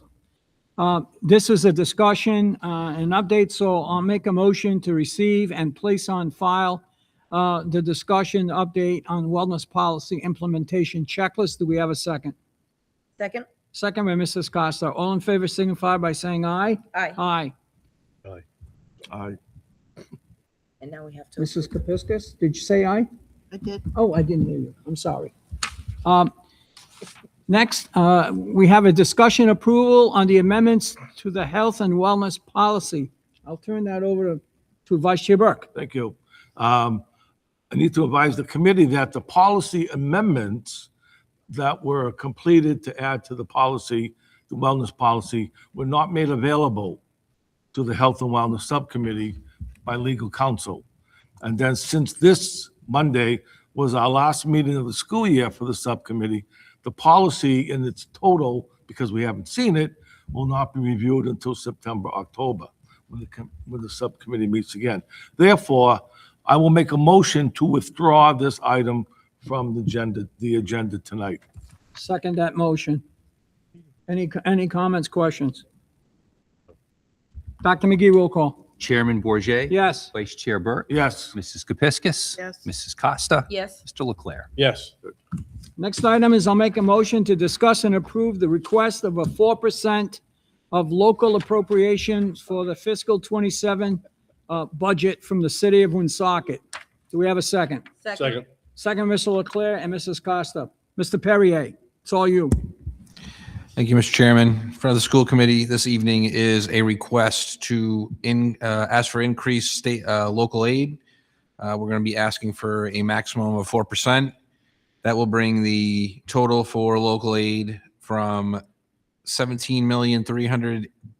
Oh, I apologize for that. That's the wrong number. 16,716,373 to 17,540,983. This is an increase of the maximum that we're looking for 4%. And as you can see here, we've begun to develop the budget. Finalized budget will be presented to the school committee at the next meeting. I think the big takeaway here is revenue-wise, we are pretty stagnant year over year. We are looking at a cut in state aid, and we're hoping to have local aid offset that a little bit, absorb some of that cut. But the reality is, even at even revenue, we have 4% raises to deal with across the board for our collective bargaining agreements. So we're continuing to get creative to figure out ways on how we can balance this budget. As we'll be discussing this a little bit more in our next agenda item as far as the medical transfer goes. But right now, this is just an ask of a full 4% increase year over year for local appropriation. I think it makes a lot of sense to ask for the maximum that we can, ask for the city, since they really have not really increased the maintenance of effort appreciably over the last several years. So as far as I'm concerned, we have to do this. Any other comments? No. Dr. McGee? Chairman Bourget, Yes. Vice Chair Burke? Yes. Mrs. Kepiscus? Yes. Mrs. Costa? Yes. Mr. Leclerc? Yes. Next, I'll make a motion to discuss and approve the transfer funds into the medical pooling account. Do we have a second? Second. Second by Mrs. Costa. Mr. Perrier? Thank you, Mr. Chairman. This item actually pertains to the medical pooling fund. As you may recall, the school committee did authorize a transfer out of the medical pooling fund in the amount of $1.9 million a little earlier this year. That was to offset some overages that we had as far as the budget goes in our current fiscal year. I'm looking to replenish that and a little bit more as we go into next fiscal year. So the school committee this evening will be approving a unrestricted fund transfer of our unrestricted fund balance in the amount of $2.3 million to be moved to our medical pooling account. What this will accomplish as we continue to budget for FY27 is, as we all know, medical is a big bugaboo around here. We are a pay-as-you-go district. The bills come in every week, and we try to hang on and meet our budget number at the end of the year. That's really the name of the game. This is going to allow us to budget medical a little more aggressively as we finalize our FY27 budget. And by being a little more aggressive and budgeting this a little bit tighter, it will allow us to move some of that savings to other items in the budget, particularly salaries and other benefits, as we continue to find ways to fund what we have currently going on in the Woonsocket Education Department. So this will be approved now. We will move that money in. And like I said, I will aggressively budget medical, and we can talk about that a little bit more as we get into the budget presentation at the next meeting. But we'll always have this to fall back on. It will already be reserved. And when we reach probably the mid-year point of next year, that is when the conversation will occur as to really what's going to happen with this 2.3. But we will have it set aside, and it will be available if something happens for medical as we get in the next fiscal year. I assume, Mr. Perrier, that that 2.3 that we're putting back in reserve, that you're not expecting large encumbrances for the rest of the year, this year. No. Right now, that this $2.3 million fund balance transfer, this will probably have our fund balance in the area of $3 million as of July 1, 2026. So if you really add the $3 million and the $2.3 million together, it's a little north of $5 million, Right. which represents about a 5% fund balance for, a little less because we're a little over 110 million. Right. But a 5% fund balance is kind of what to be norm. expected. Yeah, it's to be the norm. Of course, I'd like to see that higher, but the reality is a 5% fund balance is kind of in the ballpark of I think where we should be, and that calculation also includes an additional $250,000 transfer that the school committee will be approving in June. That $250,000 represents the final payment for the new school. That will bring our total contribution to the new school to $7 million. You've already authorized many payments last year. There's still a small bookkeeping of $250,000 that still needs to be transferred in. and then that will complete our contribution to the new school over at Berry. Any comments, questions? Um, Vice Chair Burke. Yeah, I apologize. This probably is not a good question, but if we come to the end of the fiscal year, that 2,300,000, if any of that is left over, do we continue that into the next fiscal year? I think you answered that. Yeah, well, what will happen is we'll transfer this money in if the school committee approves it tonight. It still will definitely, it won't be encumbered anywhere. It won't be accounted for in my budget. But what will happen is we'll get to the probably December, January timeline, December 26, January 27, 2027, when I talk about that.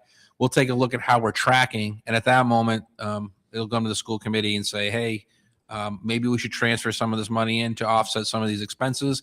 If not, it will just remain in that account and it'll remain untouched until the school committee decides what to do with it. Fund balance is like a reserve. Absolutely. Whatever we take out and put in that reserve, you carry it forward into the next year. And if we need it, come next, say, 6 months into the year, and we have to pull some out, then that reserve would go down and then it'd be encumbered into our budget for expenditures. If not, it stays there. Yeah. And I believe we carried that medical pooling account for quite a few years, that $1.9 million. I believe I transferred that in 4 to 5 years ago. So it was sitting there for a little while. Anyone else? Back to McGee. Chairman Bourget, Yes. Vice Chair Burke. Yes. Mrs. Kepiscus. Yes. Mrs. Costa. Yes. Mr. Leclerc. Yes.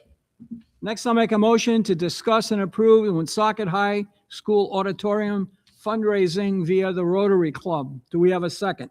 Second. Second by Mrs. Costa. Right now, we have Dr. McGee and Mr. Perrier to talk about this. Well, I'm going to defer to Mr. Perrier. Thank you, Mr. Chairman. Thank you, Mr. Superintendent. In front of the school committee on this agenda item is the Woonsocket High School Auditorium Seat Drive. This is going to be run by the Woonsocket Rotary Club. I believe it was about a month ago. There was a presentation made to our facilities subcommittee in regards to fundraising for the Woonsocket High School Auditorium.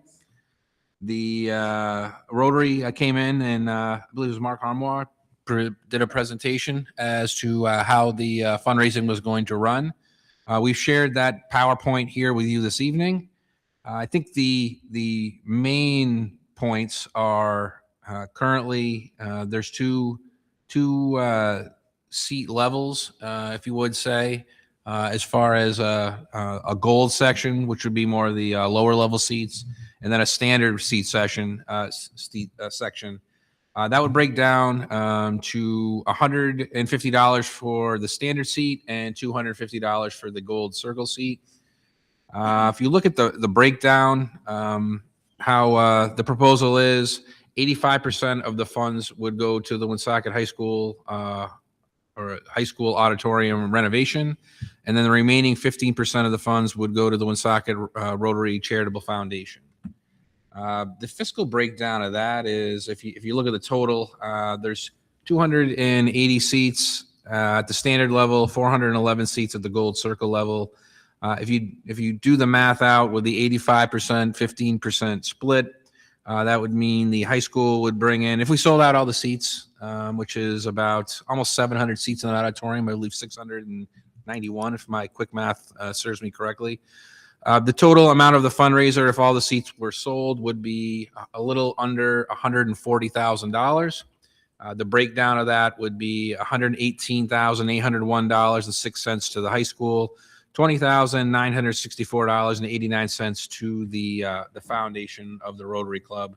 One also additional item: the Woonsocket Education Department would be responsible for the $10 plaque purchase, because as part of the sale, people would have a chance to put their names onto a plaque that we mounted to the seat.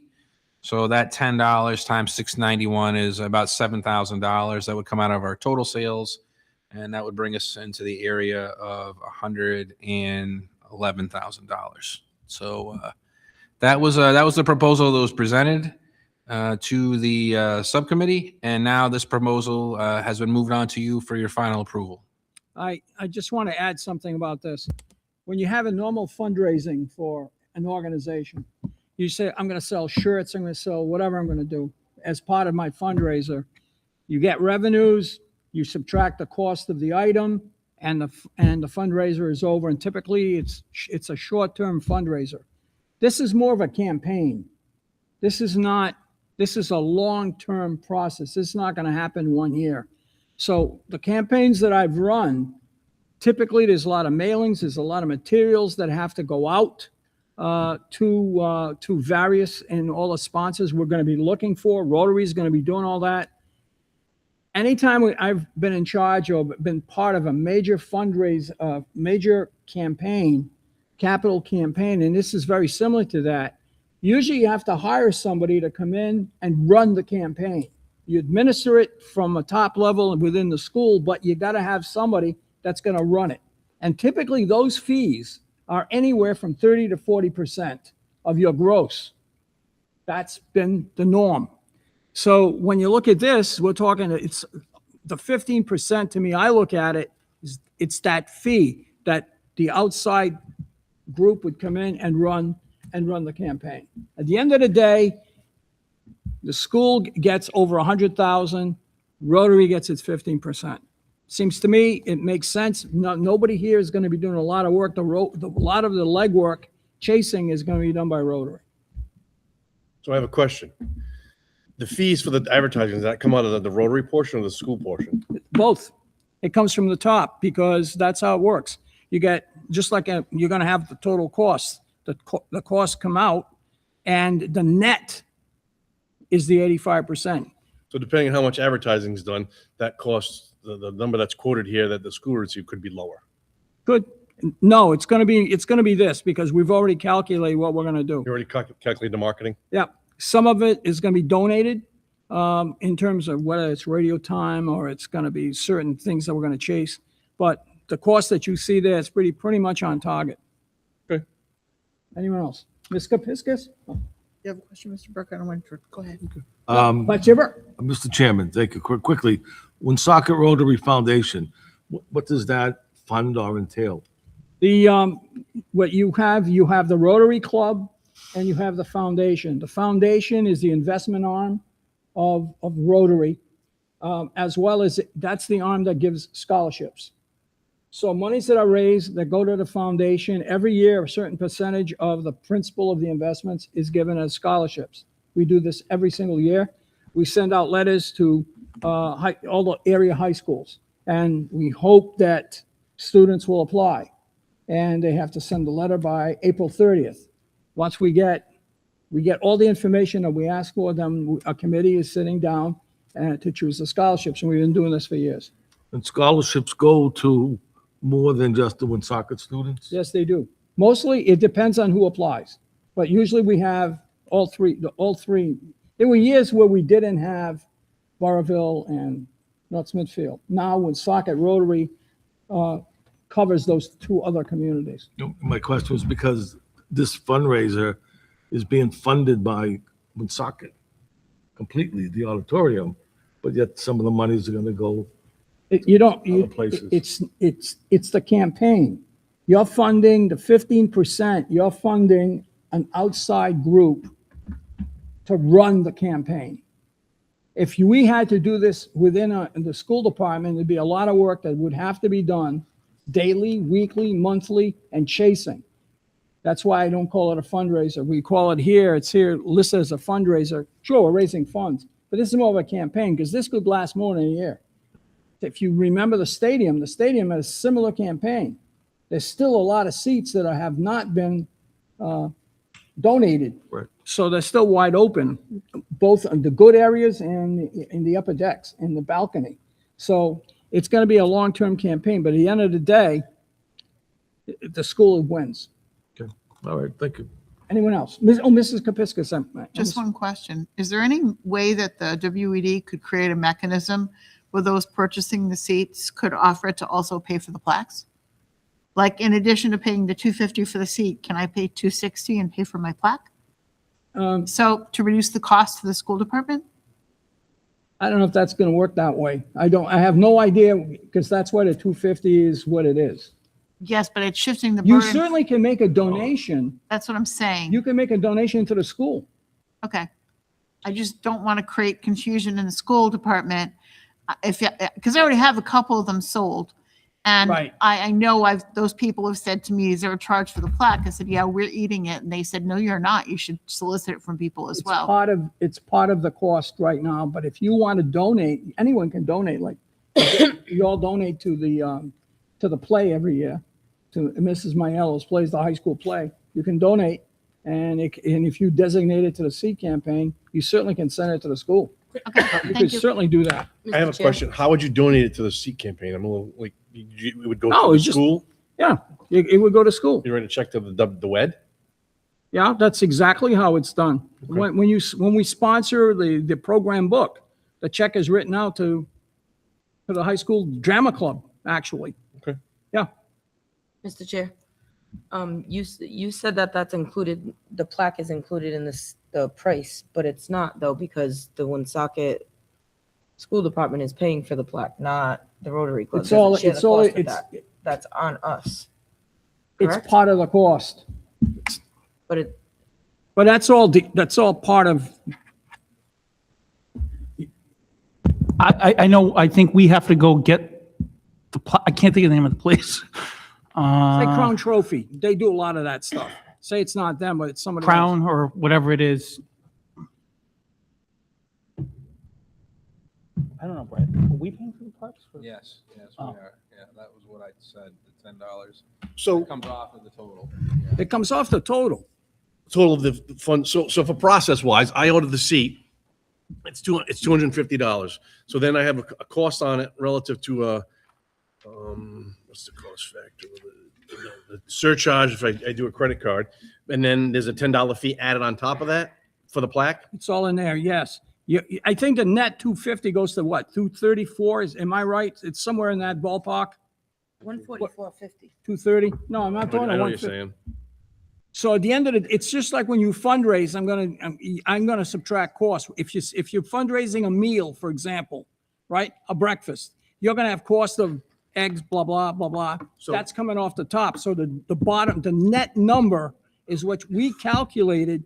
Here's your 85%, there's your 15%. That's how it works. So the 250, goal seat 250, there's an $8.55 fee. That's not including the plaque. That's just the fees for the charge, correct? Yes. So then out of that 250, out of that 241.45, another $10 comes off for the plaque that we have to pay. Is that correct or no? No, it's included. No. No, that's not quite correct. From That's what I'm asking. the 241.45, that at that point it's split between the 15 and the 85%. Okay. The split is then $205 going to the high school, $21 going to the Rotary. Then on top of that, $10 comes off. So now we're down to 109.23 because we have to pay for the plaque at that point. So the plaque comes off on our side on the 205. Correct. Okay. And you have 3 lines for your plaque. You have 3 lines of material. If you want to put in your whole family tree, that's not going to work. 3 lines and okay. 30 characters, Chairman. 3 lines and 30 characters, yes. Right. Yep. So out of that total fund that's supposed to be, if we sell all the seats, $118,000, there's going to be another $7,000 subtracted from that. Correct. Okay. And then you break it down. Yep. Anyone else? Dr. McGee? Chairman Bourget, Yes. Vice Chair Burke, Yes. Mrs. Kepiscus, Yes. Mrs. Costa, Yes. Mr. Leclerc. Yes. Next, let's see where we are. Oh, yeah. I'll make a motion to discuss and approve revisions to the building committee membership. Do we have a second? Second. Second by Mrs. Costa. Dr. McGee? So, Mr. Chairman, let me just go to that screen. So the Woonsocket Building Committee, we have, in an effort to ensure that we have Quorum. a quorum for each of our meetings, Yeah. we've taken a few members off of this building committee. We've taken some administrators off. So I'm just presenting you the updated Woonsocket Education Department Building Committee. Just to look at, do we need to add people? We've got all the key people we need. We don't. We do. We have all the key people. Yes, we do. Yes, we've just had issues recently with having Folks, a quorum. right. So we just wanted to make sure that we sort of took the list of members who regularly are in attendance, just to make it a little bit easier. But as you said, as you just questioned, we haven't removed any member that from we haven't removed any member from the committee that we're required to have in terms of the Right, title right. of that person. Okay. Any comments? Vice Chair Burke? Mr. Chairman, obviously this committee is going to last all the way to the completion of the school in September of 2027. Yes. I happen to notice that several people on this list are present counselors and, what if they're not reelected? Does that change the membership? We would change it. Just get another member. I'm sorry. May I jump in on that? No, I don't. It really depends on what position they're filling. If you take a look here, there's some requirements for the building committee. You could see the list here and the specific designation committee role. Some of these people, if they're no longer in that role, they would certainly have to be moved. But members at large, if they're appointed as a member at large, they could continue to serve on the committee. And I think that's really going to depend on if there are any changes come in November. I think this will be visited at that point. We'll take a look at the list and then we can revisit it then. Just curious, sorry. Good question. Because if we don't have the same mayor or the same counselors, Well, school we- committee folks, all that. Yeah, that we will would be have required changed. to update it based on what the position is that's being changed and who's filling what. Any other comments, questions? Mrs. Kepiscus? Just one quick one. I'm curious, school principal, is there any reason why it was a middle school principal selected as opposed to one of the principals at Vernon, Globe, or Coleman? So they were, but we're having They don't an show issue up. with attendance. Quorum. Okay, So understood. that was the issue with the quorum. Then the middle school principal has been attending every meeting. Okay. And as we move into the next year or so, when we establish the administrators for those buildings, we really don't know who they'll be. So it wasn't necessary. This doesn't necessarily mean that, that the administrator that's here on the committee, would not be the middle school principal. Those are just decisions we haven't made that we'll be making next year, really, as we prepare for the following year, Mrs. Kepiscus. Thank you. Early on, Mrs. Kepiscus, when the school was being designed, we had those principals. And they were necessary because we wanted to hear from them in terms of setting up the building and the classrooms. So they were vital, and they attended regularly. But as the building started to take shape, we found that maybe their schedules were too busy and we had quorum issues. So the needs have changed. Yeah, I mean, And they could change again. Exactly. I mean, their removal doesn't say anything other than the fact that we were in some situations where we didn't have a quorum, or we were close to not having a quorum. So the fact that they're not on this committee any longer doesn't mean that they're out of the picture in terms of input and feedback and things like that. So they certainly still are. They're just not formal members. Anyone else? Dr. McGee? Chairman Bourget, Yes. Vice Chair Burke, Yes. Mrs. Kepiscus, Yes. Mrs. Costa, Yes. Mr. Leclerc. Yes. Next, I'll make a motion to discuss approval of soil options at Barry Field. Do we have a second? Second. Second, Ms. Leclerc and Mrs. Costa. Mr. Perrier, I guess you want to talk about dirt. Absolutely. So in front of what went to the building committee was a discussion about some loam that is now accumulating at the new construction site, not the website, the site. This is really just brought to the school committee's attention. it was decided at that meeting that the building committee would not be deciding what happens with that. That is going to be a decision of the Woonsocket School Committee. And when a decision is reached on what is going to be happening with that loam, it will be presented to the Woonsocket School Committee and it will be voted on. This will be approved at this level. That was the information we wanted to share. There's nothing to share other than that, other than you will be making the decision when it is time to make a decision on what to do with this excess soil. Any questions about dirt? Mrs. Just- Mrs. Kapiskas, you look like you're raring to go. No, I just. Just a little more information. It's like the dirt we had at the new football field. That's right. Ours is very good supposedly, and we're gonna try and get some money for it. money off of it? It's gonna that pay for could the be entire applied to school. our school. Has the question of who owns said dirt been resolved? Do we know? We do. Yeah, I don't think there's a question about that at There's all. no question about it at all now. That dirt is owned by the Woonsocket Education Department. We are responsible for all dirt, all land. I'm just saying that I raised this issue initially because there was a dispute over who owned this dirt. It was Yes. incorrect. That's Okay. it. Thank Is you. it the gravel? Yeah. No, No totally gravel. different There's from no the gravel gravel. here. I guess at that point, Mr. Perrier, once we have information, then we'll vote on the, what we're gonna do with the soil, dirt, loam, I whatever. believe the way things are progressing, this will be back in front of you sooner rather than later.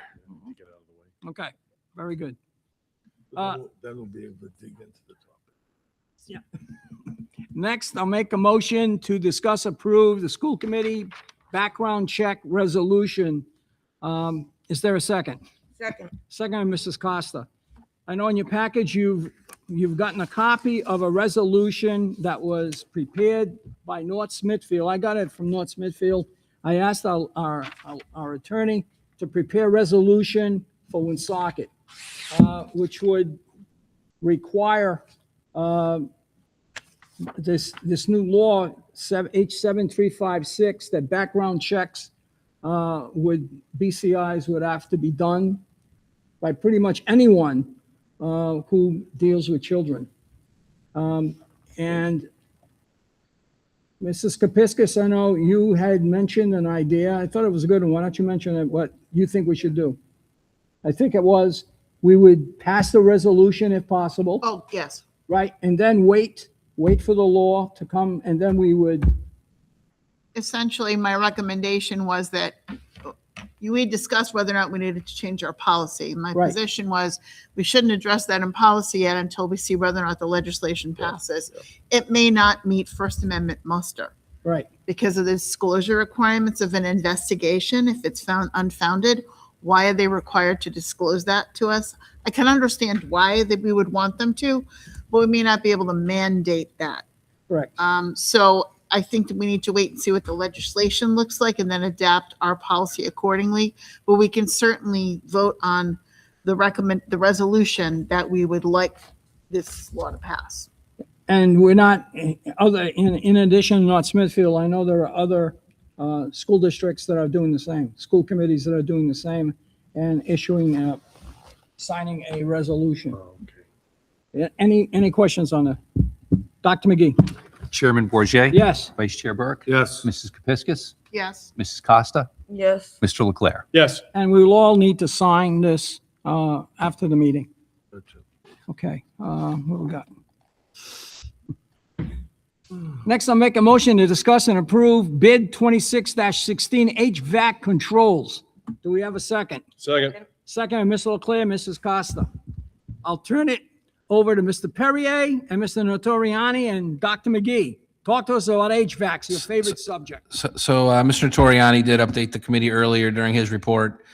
This bid 2616 is for HVAC controls at several of our schools. I think the big thing that he failed to mention is this going to cost the Woonsocket Education Department $0. I know we still may have some problems with the roof units, but right now the state of Rhode Island energy group is going to be funding this in full. So they're funding it in total. 100%. Wonderful. Any questions, comments? Dr. McGee? Chairman Bourget, Yes. Vice Chair Burke, Yes. Mrs. Kepiscus, Yes. Mrs. Costa, Yes. Mr. Leclerc. Yes. Last item on our agenda is a discussion on the traffic study completed by D'Amico Engineering for the new George T. Nasuti Elementary School. Is there a second? Second. Second. Second, Ms. Leclerc and Mrs. Costa, Mrs. Kepiscus.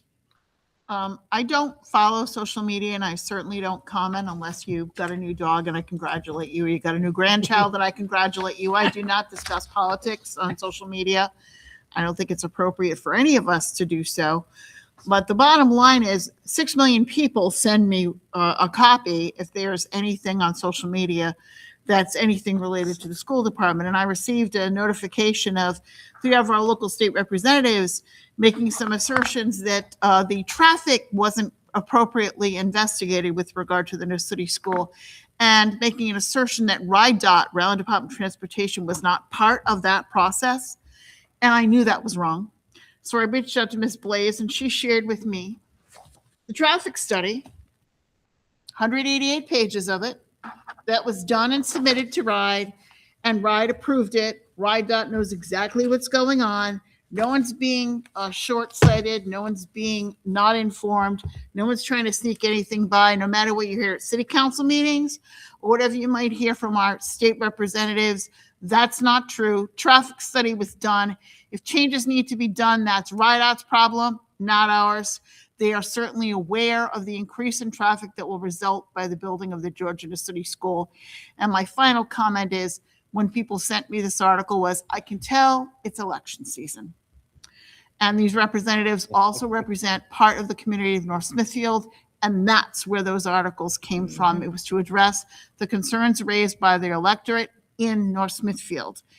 If they had simply reached out, they would have gotten the correct information before they gave a statement to the Valley Breeze and other local news stations.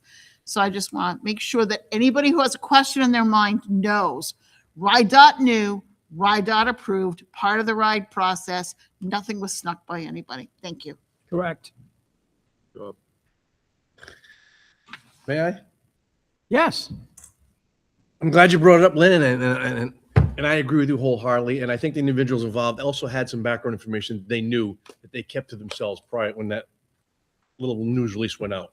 So At least one of the reps, I've been keeping one of the reps up to speed as to what was going on with North Smithfield Road and the entrances to that school. And he was one of the ones that was listed.